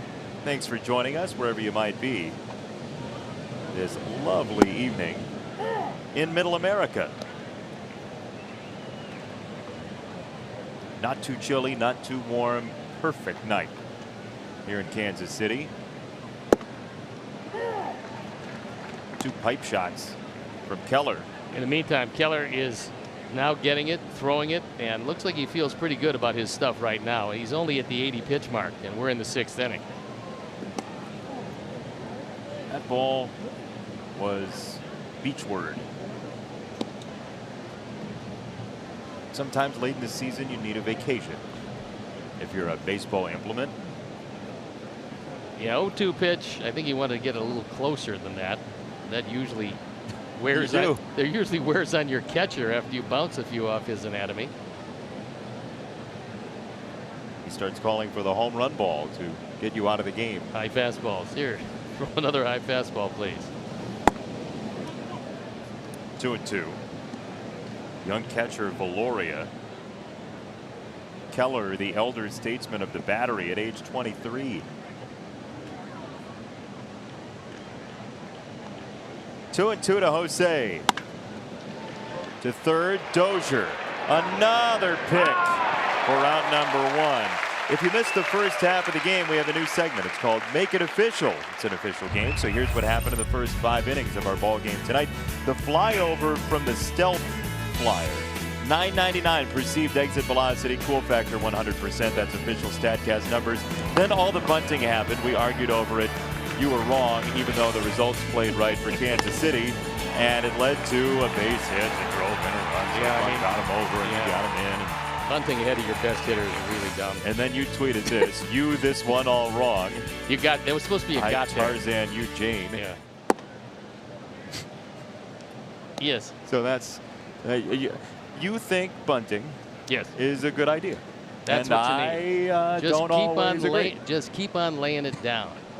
That's the key. Don't look at them. Don't be making eye contact on the bunting. To right field, Herrera for out number 2. So here's the thing. I think baseball is actually going to swing back to be more of the kind of game that it's been, except for, let's say, the last 5 years. And I think it's going to be that because I think the people that are going to have to implement hitting are going to eventually realize that launch angle gets you a lot of swings and misses at high fastballs. And now with umpires calling high fastballs more than they've ever called them before. And pitchers are going there more than pitchers are going more than ever before. Eventually, the launch angle gets you prolific strikeout numbers. And if you get to the point where your game is just walks, strikeouts, home runs, etc., the occasional hit, I don't think it's near as exciting as a game that has a lot of speed to it. So I think we're going to move back. I think the game is going to be not exactly like it was before, certainly not how it is right now, and a hybrid in the middle where speed comes into play a bit more. And that's going to be more stolen bases, more bunts on occasion with guys that don't hit very well. Well, the way that happens, is you incentivize it. If you pay for that, people will do it. I think that's what's going to happen. I think that type of player will find a spot where maybe he couldn't find a spot the last couple of years because everybody's putting a lot of importance on launch angle and home runs. We're seeing lots of home runs. There's no doubt about it, except I don't think we're seeing as interesting a game of baseball. And so, I just think in the next few years, that's how we're going to see it. We're going to see it kind of roll back and see more of the speed aspect of the game, more of the things that, in my estimation, make this game a beautiful game. Well, it's about incentivizing it. It's about making sure that you, as a team, want that. It's individual versus team concept. How much are you self-interested, and how much value does a single provide? We've talked about it before. There are hitters who are of the opinion that if I single, I'm creating more stress on the rest of my teammates, whereas if I hit for extra bases, I'm the one creating the big inning for my team. And that's the way people have been trained over the past decade or so, especially guys who fancy themselves as power hitters. Yeah, I think that, again, I think it's going to change, and I think we'll see more of the actual intricate form of baseball that was played years back. Well, but it's not to say that bunting has to be included on that is kind of throwing the baby out with the bathwater. I love contact baseball. I love great defense. I just think bunting as a gambit, as a probability decision, generally isn't as good of a choice as letting people swing away. That's all. No, I mean that's certainly an interesting viewpoint. It's also one backed up by the numbers. No, I understand that, but I think there's certain situations where you need that as part of the game, as an offensive tool. You need that, especially when the guy that comes up is not a particularly good hitter. For a base hit, I completely agree. If you can bunt for a hit. Well, I'm talking about moving guys along. There's certain guys that this matchup doesn't favor them, hitter and pitcher matchup. Those are the guys you might want to see just put the ball in play and move the runners. Strike 3, breaking ball. Well, if you want to do a bunting video, here's Steve Stone teaching you how. Tom Amansky, ladies and gentlemen, in the red over there.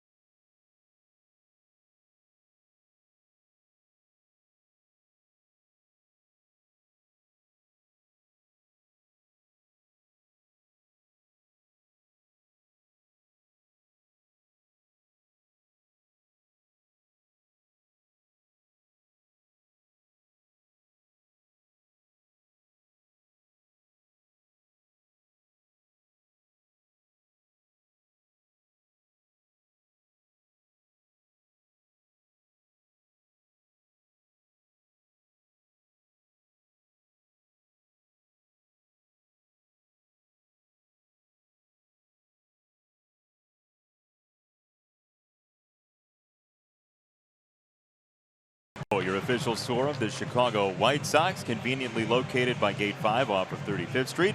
The depot can be accessed during games via the bridge by Section 145, and it's open 12 to 5 on non-game days. For current deals and promotions, follow the @White Sox store on Instagram.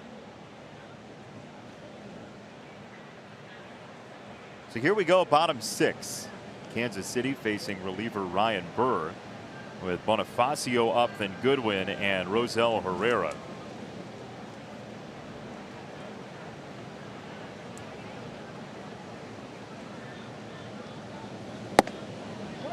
Fastball away, ball 1. So Boston's up 7-2 tonight against Toronto. That would be win number 99 for the Red Sox with a couple weeks remaining.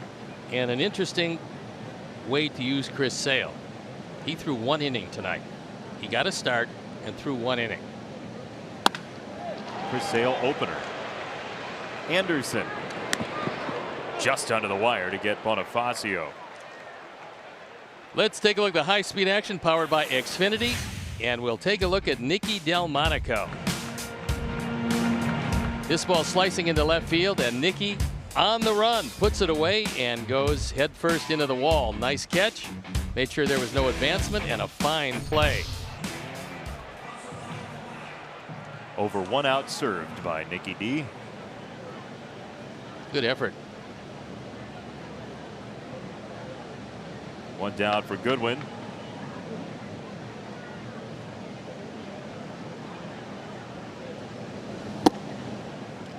it takes what's called ball number 1.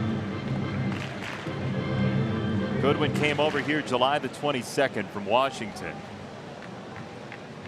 Nationals trailing tonight 6-3 to the Phillies, who are trying to come back in that division. They're down 5 games to Atlanta.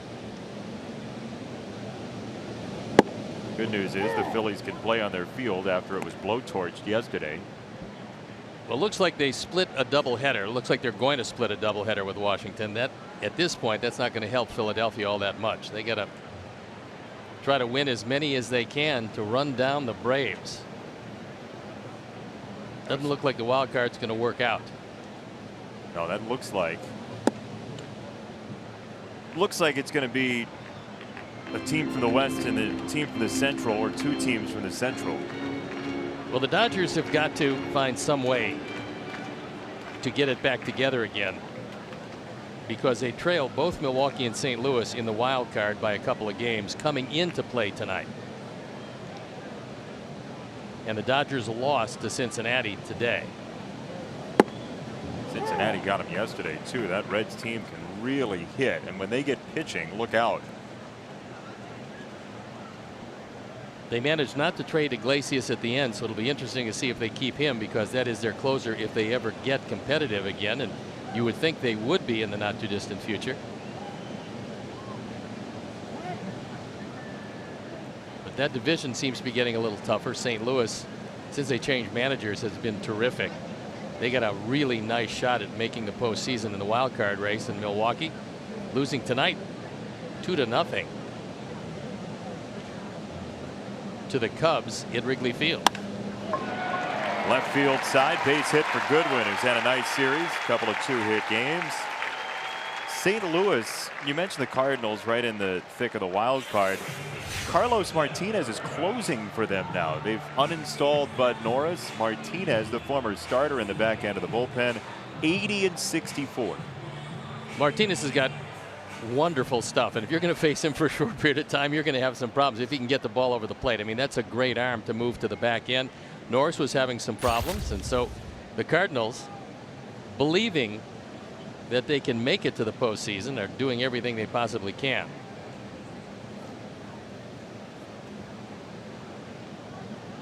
Rosell Herrera, runner on, 1 out.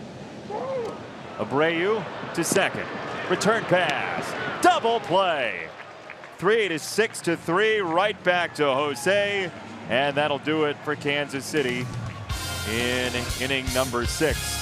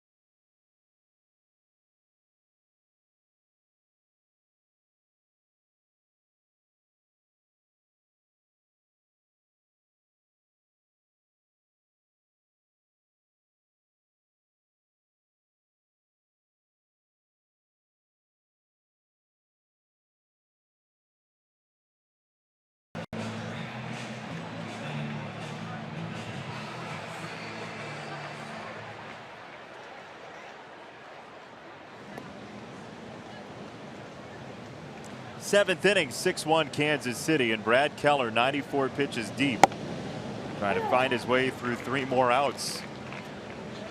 Bullpen up and going for both teams. Nate Jones in our bullpen.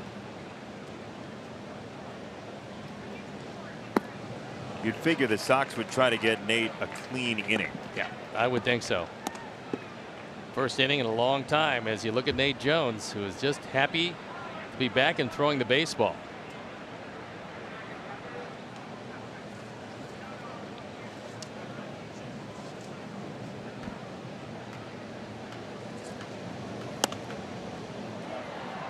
Last time we saw Nate Jones, it was June the 12th against Cleveland. He went a third of an inning, gave up 1 hit, and then ended up on the DL with that pronator strain.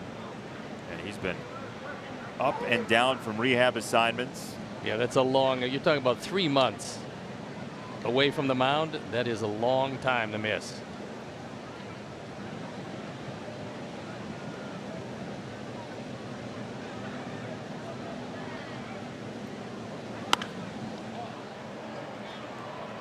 Into the night sky, Merrifield for round number 1. There's still a few select upcoming games to take advantage of Bleachers and Brews. Get 1 bleacher seat and 2 beers for just $22. You got to be 21 and over with a valid ID. Bleachers and Brews, presented by Budweiser. To get your tickets, visit whitesox.com/brews.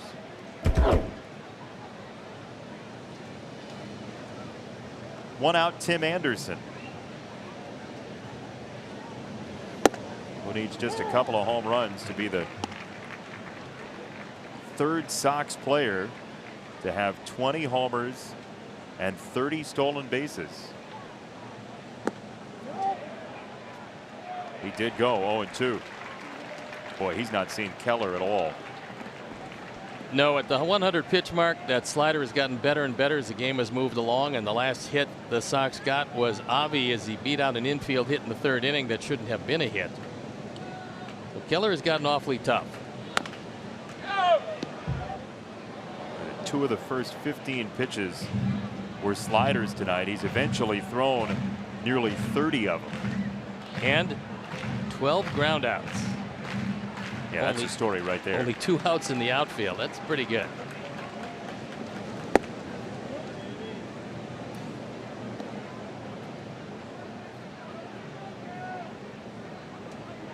Nicky Delmonico with one of the hits for the Sox tonight. A great diving catch as well.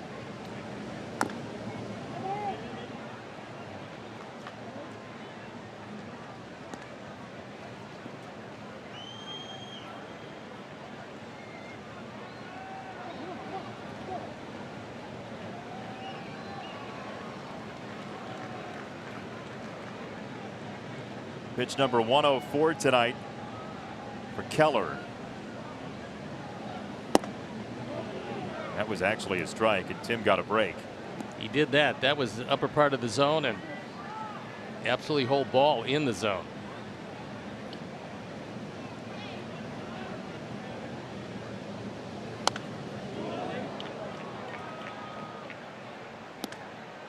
Sox and Royals will play once again tomorrow night, game 3 of the series.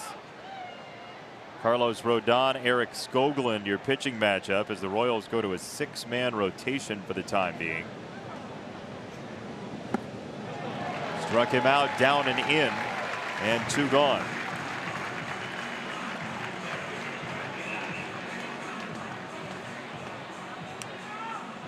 That's 6 strikeouts for Keller. Another good slider. For the 2nd time tonight, Tim is down on strikes.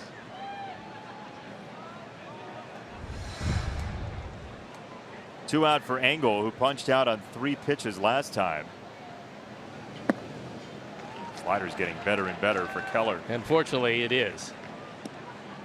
He's getting more confidence in it, throwing it more, and when he wants to just throw it at the corner and not make it a strike, he's really tough with it. Chopper third base. Dozier has been brilliant tonight over there. That looks easy, and a 1-2-3-7 for Kansas City's 23-year-old Keller.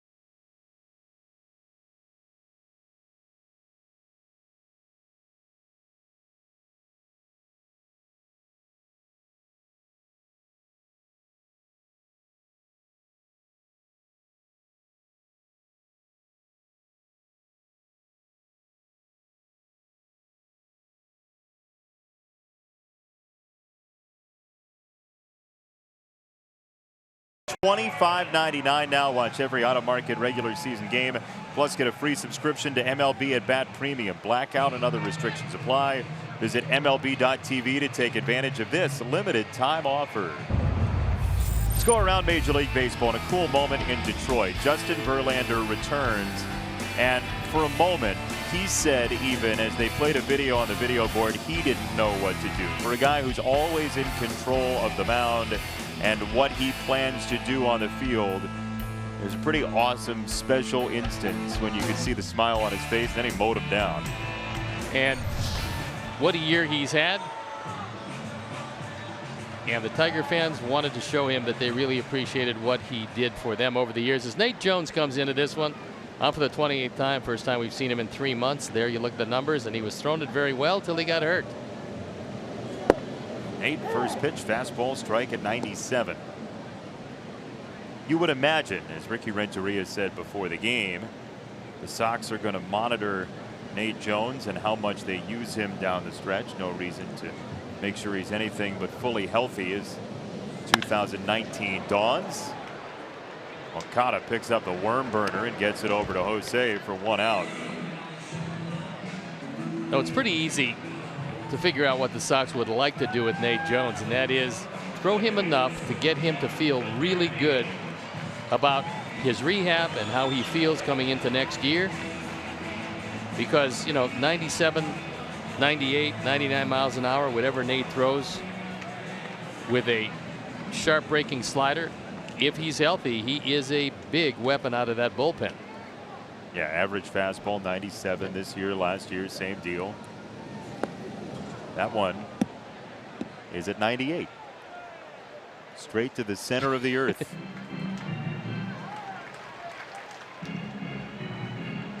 Merrifield 2 for 3. A couple of stolen bases, a couple of runs scored. Pain in the neck. He usually is that against our Sox. Yolmer, cross diamond peg on target for round number 2. Sox fans, we're giving back to you Wednesday, September 26th, Fan Appreciation Night, as the Sox take on the Indians, 7:10 p.m. For the last home game of the year. You'll have a chance to win a variety of prizes. Plus, be sure to stick around for the post-game fireworks show. Get your tickets at whitesox.com. Today, we appreciate each and every one of you in what we know has been a difficult season. You want to watch wins. Everybody does. We do. And this rebuild, as we knew, would be quite difficult. You never really know what kind of difficult it will be. But we appreciate you being there through thick and thin. No, you realize you're going to see a lot of very young players. You're going to see some players who are just getting a look. And some ground balls. Sanchez at third. That's a really tough play, and he's got no chance at the fleet of foot at Alberto Mondesi.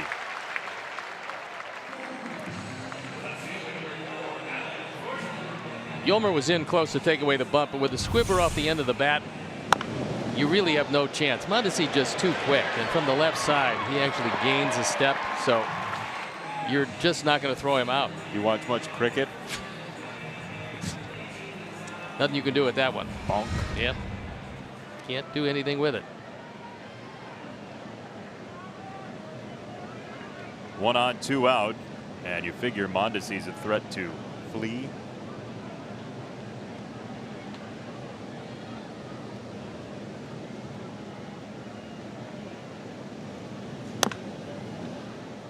Nate's throwing strikes for the most part. Which is good because, you know, he's got a lot of adrenaline going, and first time out there in a long time. He's just happy to be back, healthy, and throwing it.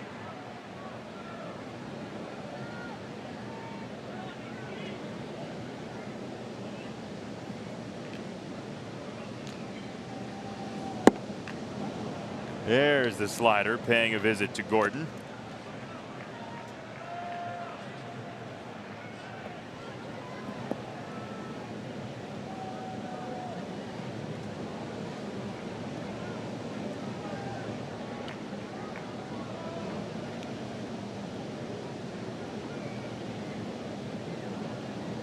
Oh, 0-2. He struck him out. Back-to-back sliders, his first 2 of the night, and Nate with a scoreless 7th.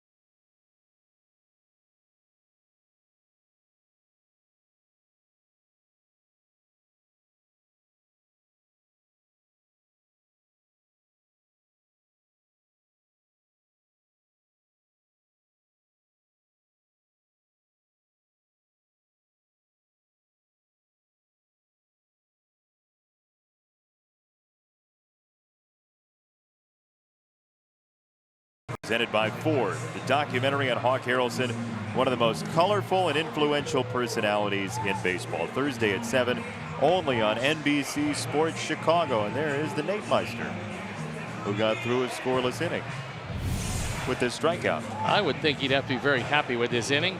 A few sliders ends it. Gordon with no chance, and Nate Jones back on the hill. Cricket smile somewhere buried in there. It's a competitive smile.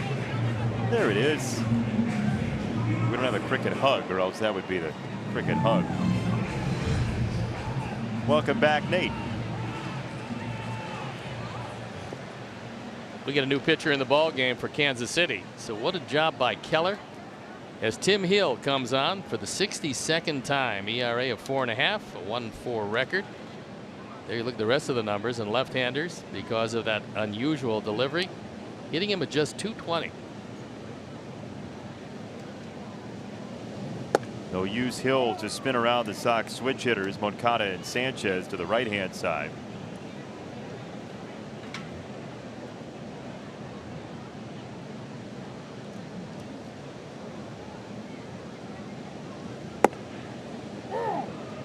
Called a strike.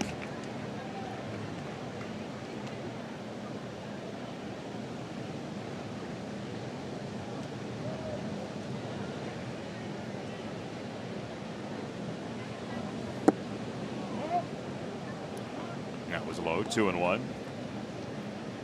Where's the ball coming out at you from Hill? About ankle high. Probably right from second base.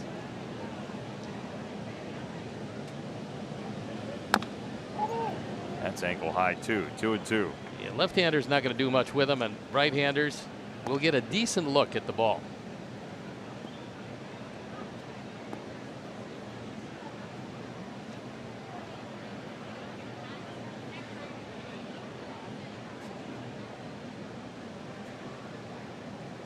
Two and two. That's downstairs, 3-2. So Moncada, with that walk in the first inning, now has reached base in 20 of his last 21 games. Love to see Yoan close strong here in 2018. Payoff pitch. Called strike 3. Ugh. That was way off the outside corner, and Yoan was not going to expand his strike zone that far off the plate outside. So a break for Hill. Well, he got 2 breaks in that sequence. And Tony Randazzo decides that this one was good enough. Oof. Valoria yanked it back in the zone because he realized it was a good 4 inches off the outside corner. That's one of those, and there are some that fall into the other category, but that's one of those where you just can't fault Moncada. No. What are you going to do? At that point, you just walk away because that was so far away from the rest of that at bat. It's not like he had stayed out there a couple of times. He had called the pitch already, and then instead of protecting, you take it, leaving it in the hands of the ump. You couldn't have seen that coming. And that's not to say he doesn't deserve some of the other ones, or he shouldn't be more aggressive with 2 strikes. So all of that remains true, but there have been points this year where he's gotten taken down, and that was one of those. Yeah, the old 3-card Monty. 1-1 on the ground, foul of third. So the Sox 18 runs the last 8 games. The offense has gone quiet here the past couple of weeks, week and a half.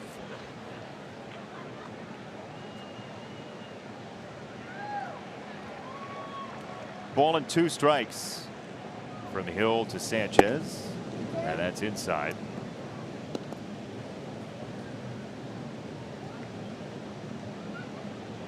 Close game in Philadelphia. The Nationals have scored twice in the 9th to draw within 1, trying to finish off the Phillies in a possible doubleheader sweep after winning the opener 3-1.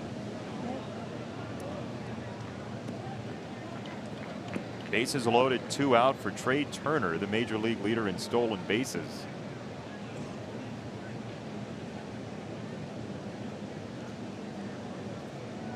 Three and 2 to Sanchez. Merrifield, round number 2.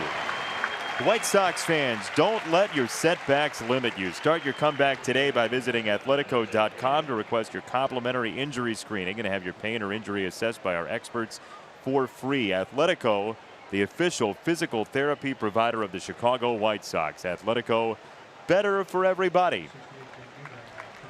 That's all for Hill, as we expected. It'll be Newberry, who pitched the 10th yesterday. So Jake Newberry out of the bullpen. He'll face Abreu when we come back.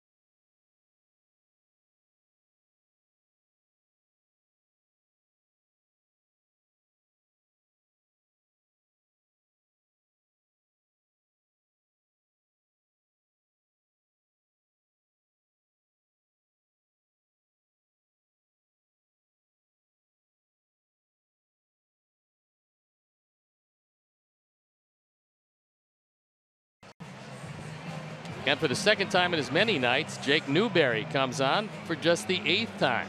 He's 2-0, including that win last night, ERA of 3.12. Coming on to face Jose.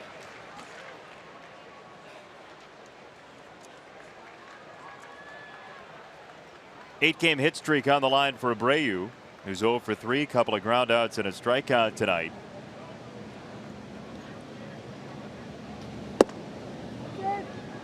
That's outside.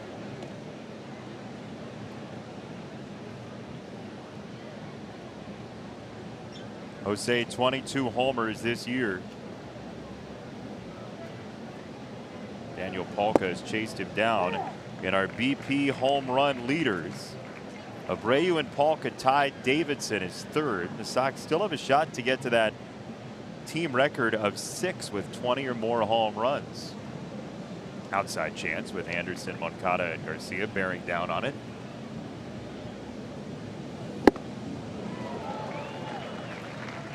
.95 and up gets you a couple extra miles an hour visually.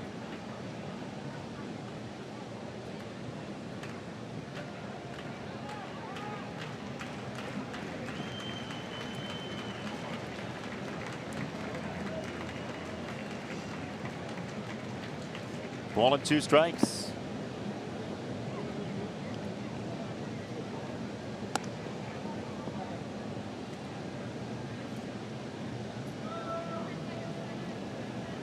Royals got themselves 3 runs in the 3rd, 1 more in the 4th, and 2 in the 5th.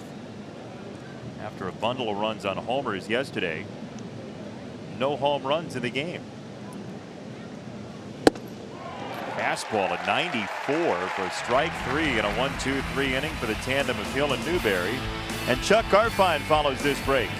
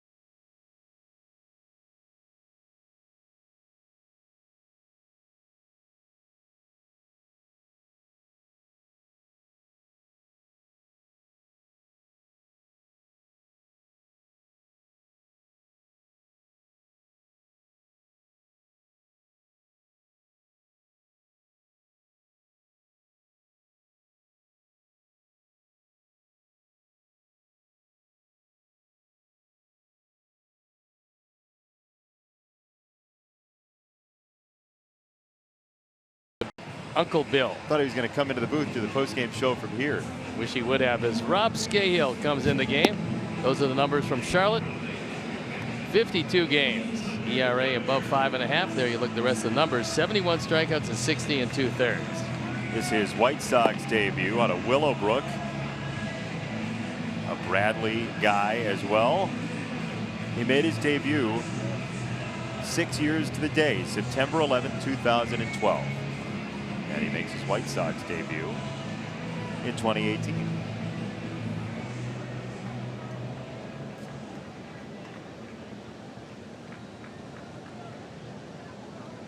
Here's one of the heroes for the Royals tonight. Not only with his bat, where he drove home a couple of runs, but with his glove. He's been brilliant at third base.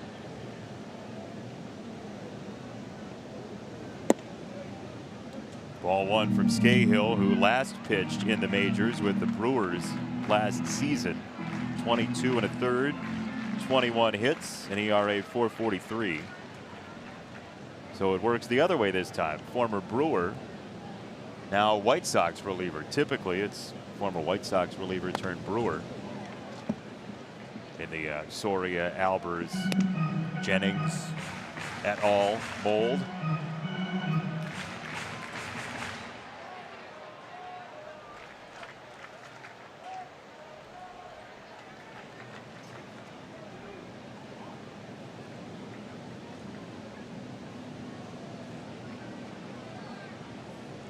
One Scahill to Dozier.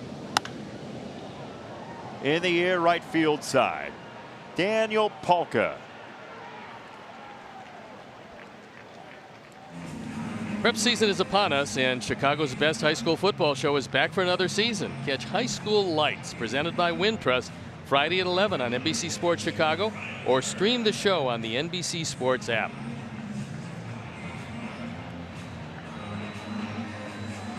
HF 3-0. No. Big news. Are they really? That's what I've got. Beat Stag last week, 46-0. They play, what, 6 guys? It was a power play.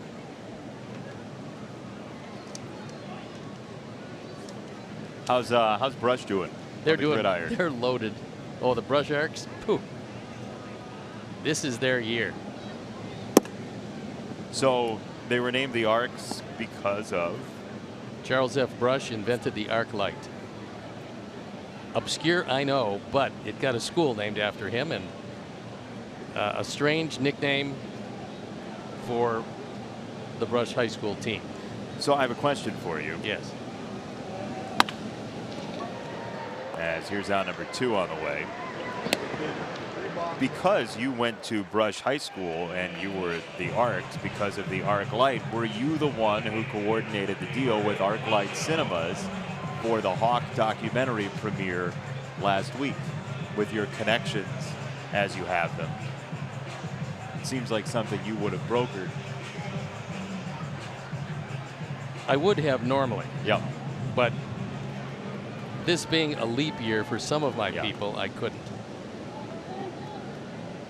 I just thought maybe because of the tie-in there. Nope. Interesting. Yeah. I would have assumed so. Oh, I'm sure. 2 down, Bonifacio takes ball number 1. The Sox in the 9th will bring up Avi, Daniel, and Nicky. Trying to effect a comeback.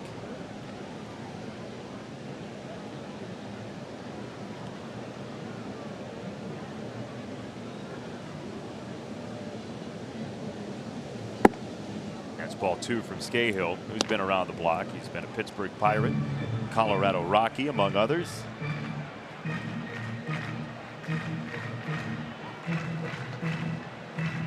Rockies still up in that National League West by a game and a half, but they're trailing Arizona in the 7th tonight, 4-3.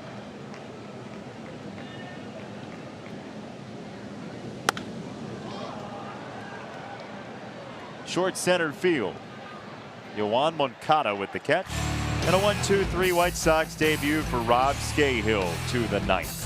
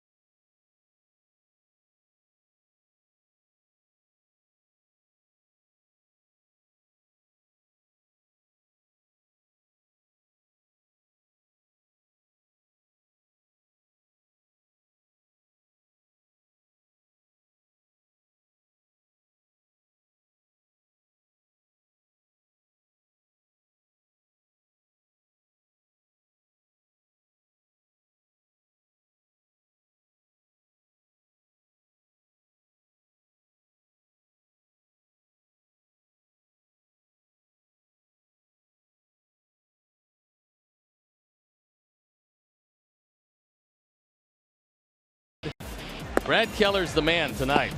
He was absolutely brilliant through 7 innings, 1 run on 4 hits, a couple of walks and 6 strikeouts. He was After a tough start the first couple of innings, he was very good after that, and our Sox lineup could do very little with him, so he is our Miller moment, our hold true moment. Well, you said he found the slider. Yeah, when he found that, that was pretty much, you can close the door. The last hit was Avi, and that was in the third inning. And here is Avi to take ball number 1 against Newberry, who in a bullpen that has 11 bodies, Newberry's thrown back-to-back nights.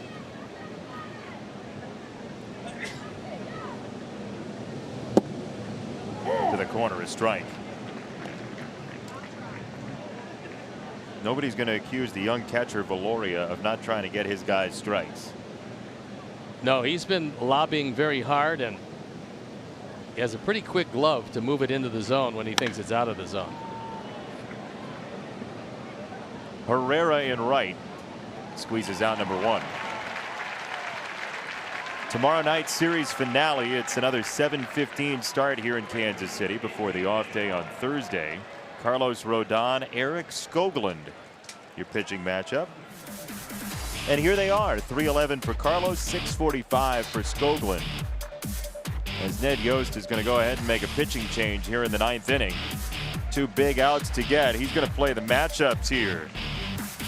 Look, only 7.5 games separate the Sox and Kansas City for 4th place in the division. So got to get those. Flynn's coming in 6-1 here in the 9th.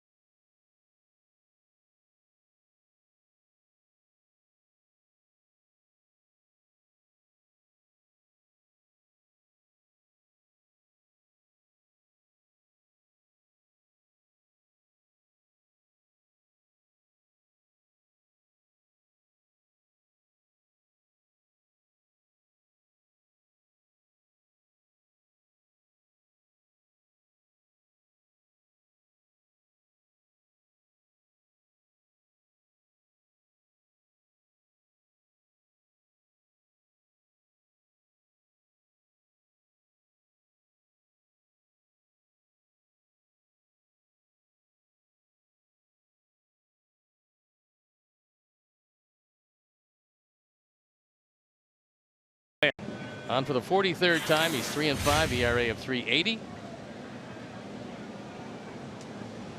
Ryan Cordell takes a first pitch strike. Cordell still in search of that first major league hit. He is 0 for 9 in his short White Sox and major league career. 0-2. You got Ryan Lamar in the on deck circle, so he's going to come to pinch hit for Nicky Delmonico.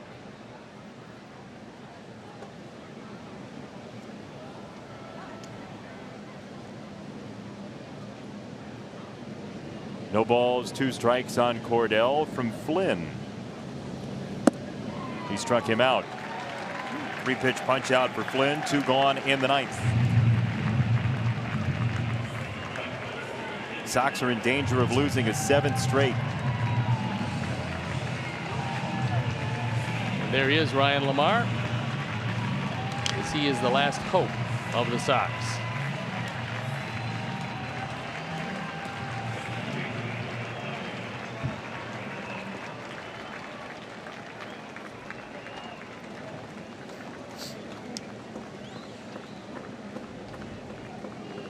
Two down, base is empty.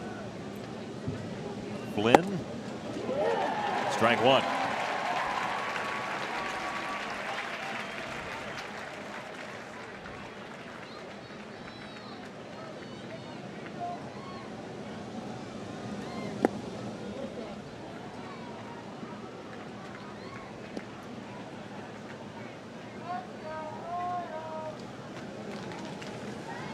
Kansas City with a 3-run third inning tonight. 1 in the 4th, 2 in the 5th to tack on as Lamar bounds it into center field to keep the inning going. Pinch hit for Ryan, and Wellington Castillo, the batter, with 2 out.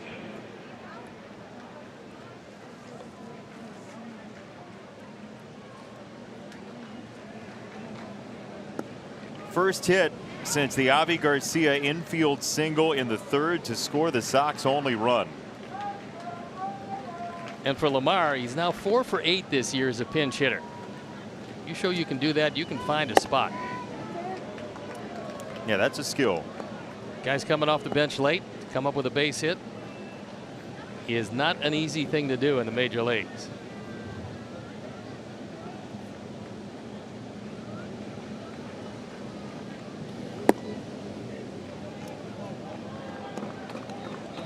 Ned Yost has his bullpen up and going. You never know. Look, the tying run would come up in 3 batters. Sox would love nothing more than to make it sting a little bit tonight. As there's a strike from Flynn. And the Royals pen with Willie Peralta, who came on for an inning last night. He threw the 9th inning, got through it, turned it over to Newberry, who got the win. Wide of 3rd and foul, 2-2. 11 guys in the bullpen. We've seen same guys over 4 again. guys in 2 games. Yeah, same guys.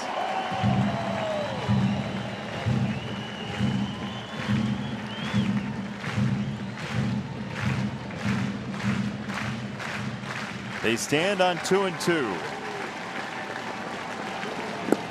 And now 3-2 for Castillo.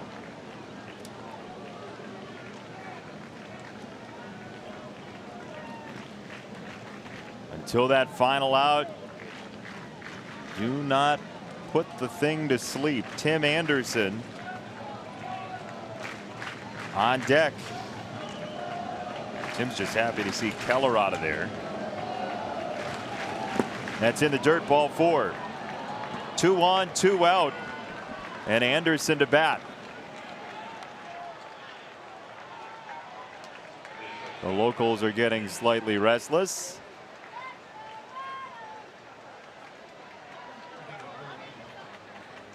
They're pretty sure that Ned had at least one more move left in him.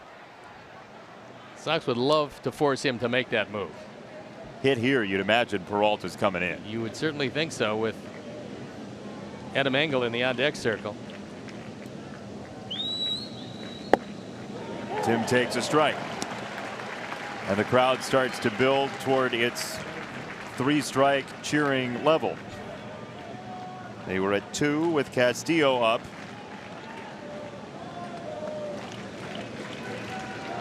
Oh, 1 from Flynn. Tim to right field. That is down for a hit. Lamar comes home. It is 6-2. Closer play than it should have been. Or looked like it was going to be, but the Sox get a run. It's a 4-run game, and Adam Engel coming up. That's 60 runs driven in for Tim Anderson, his first hit of the night. And a pinch runner coming in for Castillo. Rondon will run for him, and Ned Yost is going to make the change as Lamar got in under the wire.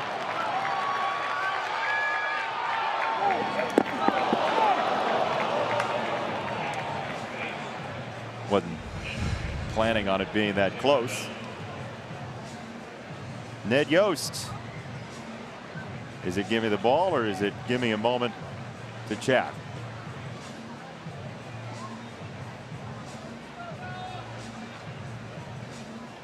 We don't know yet. Remember that thing Ricky Renteria said earlier in about the 5th, and one thing with Ricky about dinner plans? Ned doesn't have them. There goes Flynn.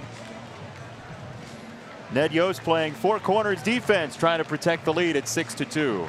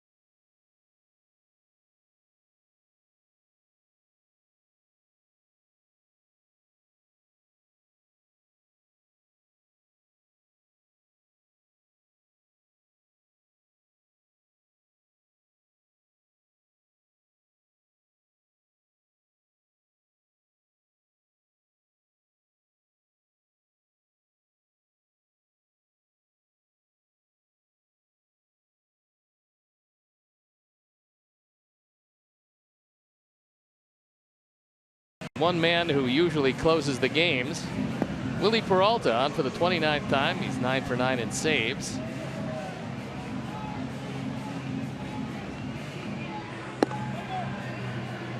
He's thrown the ball pretty well and threw it well last night. He pitched the 9th inning, gave up a hit, fanned 2, and then turned it over to Newberry in the 10th. So he inherits a couple of base runners on. Ned Yost looking for a move or two to make. He's making them.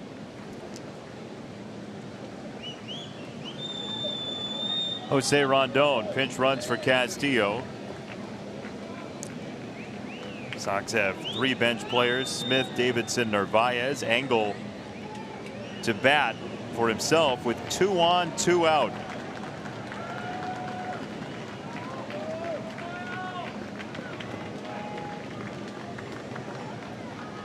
Peralta, ball 1.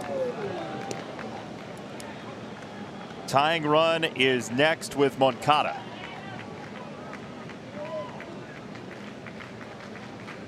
With most of his power, most of his run production coming from the left-hand side, Kansas City has painted itself into something of a corner if Engel gets on.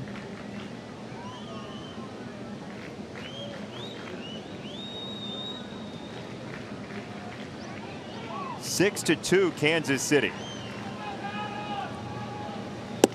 Adam takes ball 2.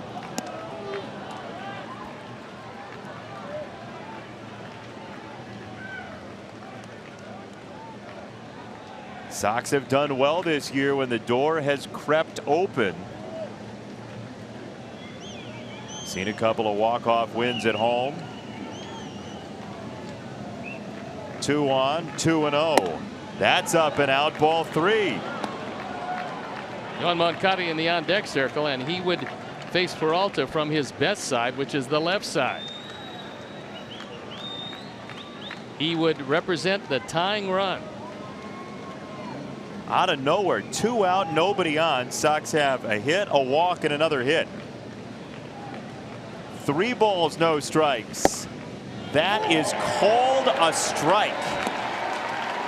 I mean, normally on 3-0, there is some generosity. This is outside, and he's been that way the entire at bat. Deloria, you see him move the glove back to the zone. That ball was well off the outside corner. He bought the strike. 3-1. That's ball 4. It was closer than the other one, but forget about it. Bases loaded. Tying run to the plate. Now who? Oh, there's nobody. It's going to be Moncada against Peralta. Sox get the benefit of this matchup, left-handed versus right-handed.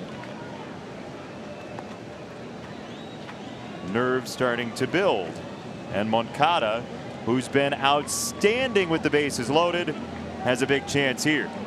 Well, 7 hits turned into 18 runs driven in. With the bases loaded this year for Moncada, who's been among baseball's best, if not being baseball's best with the bases loaded. Just put one in the drink right here. Not that one. 1 ball, no strikes. Now Deloria goes out to have a word with his closer. And Peralta scuffling with his control. Well, you got Newberry, who started the inning. He's faced 5 batters in the series. None has reached. Then Flynn comes in to face a left-hander. Sox have 5 righties on the bench, so they bring in Cordell. He strikes out.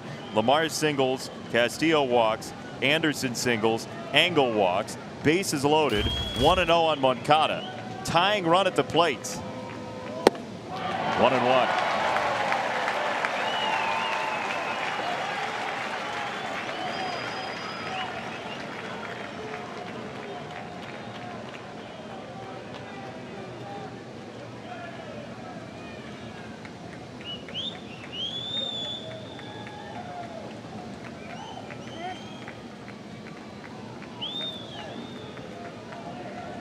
Ball and a strike. 6-2 Kansas City. And Peralta wants the signs again.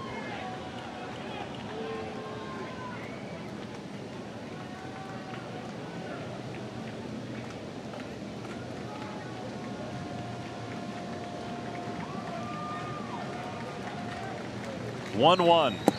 Way upstairs.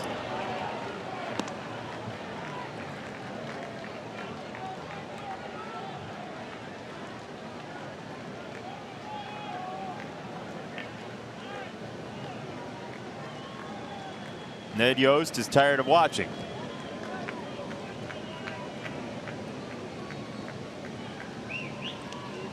Two-1. Clip foul, 2-2.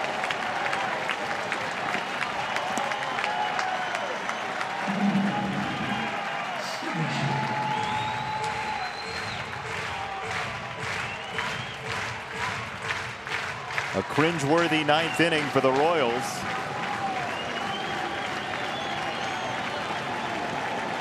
Two and two on Moncada.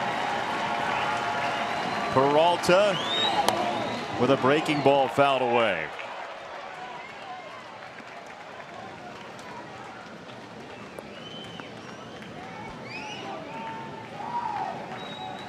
"24 pitches.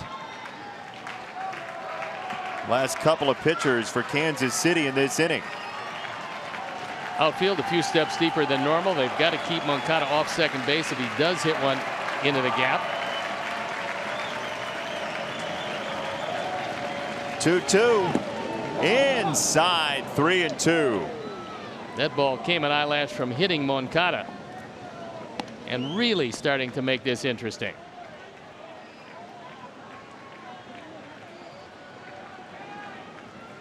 Royals bullpen is starting to work again.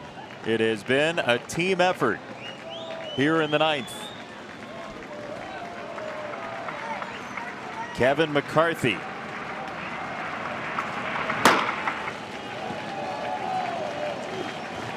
Three balls, two strikes.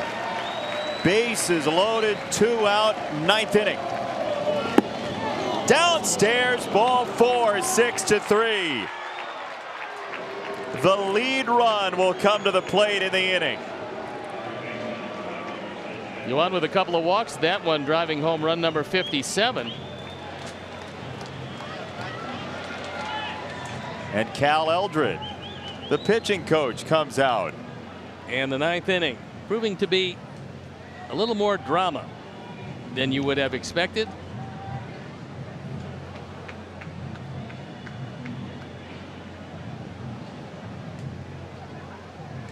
Sometimes when you bring in a new piece of artillery, or a couple of new pieces of artillery, they don't always have their accuracy. Tony Randazzo going out to try to convince Cal Eldred that eventually you got to leave the mound, Cal, and we got to get this. We got to get this game going. They've been standing for quite a while. Bases loaded, 2 out, and Yolmer Sanchez, who doubled in the third. 11 knocked in 10 at bats with the bases loaded this year. Peralta for a strike. The roar again from a weary crowd. Now the outfield has to move even a little deeper because they got to stop Moncada from scoring from first base on a double.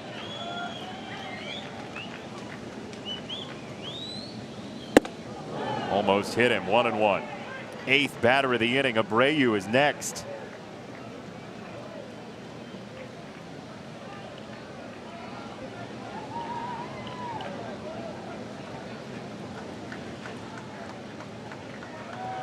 One and one. Peralta to Sanchez. Yolmer hits it in the air, short left field. Mondesi at shortstop closes the door, but the Sox made it really tight here at Kauffman Stadium, leaving the bases loaded. Kansas City wins 6-3. And one of those opportunities where you didn't think you had a chance and suddenly you got one. So we will see you tomorrow night for the finale of the series. Sounds good. Kansas City will go for the sweep. Sox will try to keep them from doing it. We say farewell for our producer Keon Dolan-Shahi, our director Todd Benjaminson, our associate producer Dave Ross, the technical manager Mark Harper, the executive producer Greg Bowman, and our entire NBC Sports crew. For Steve Stone, I'm Jason Benetti saying so long from Kansas City. Coming up next, Subaru White Sox postgame live.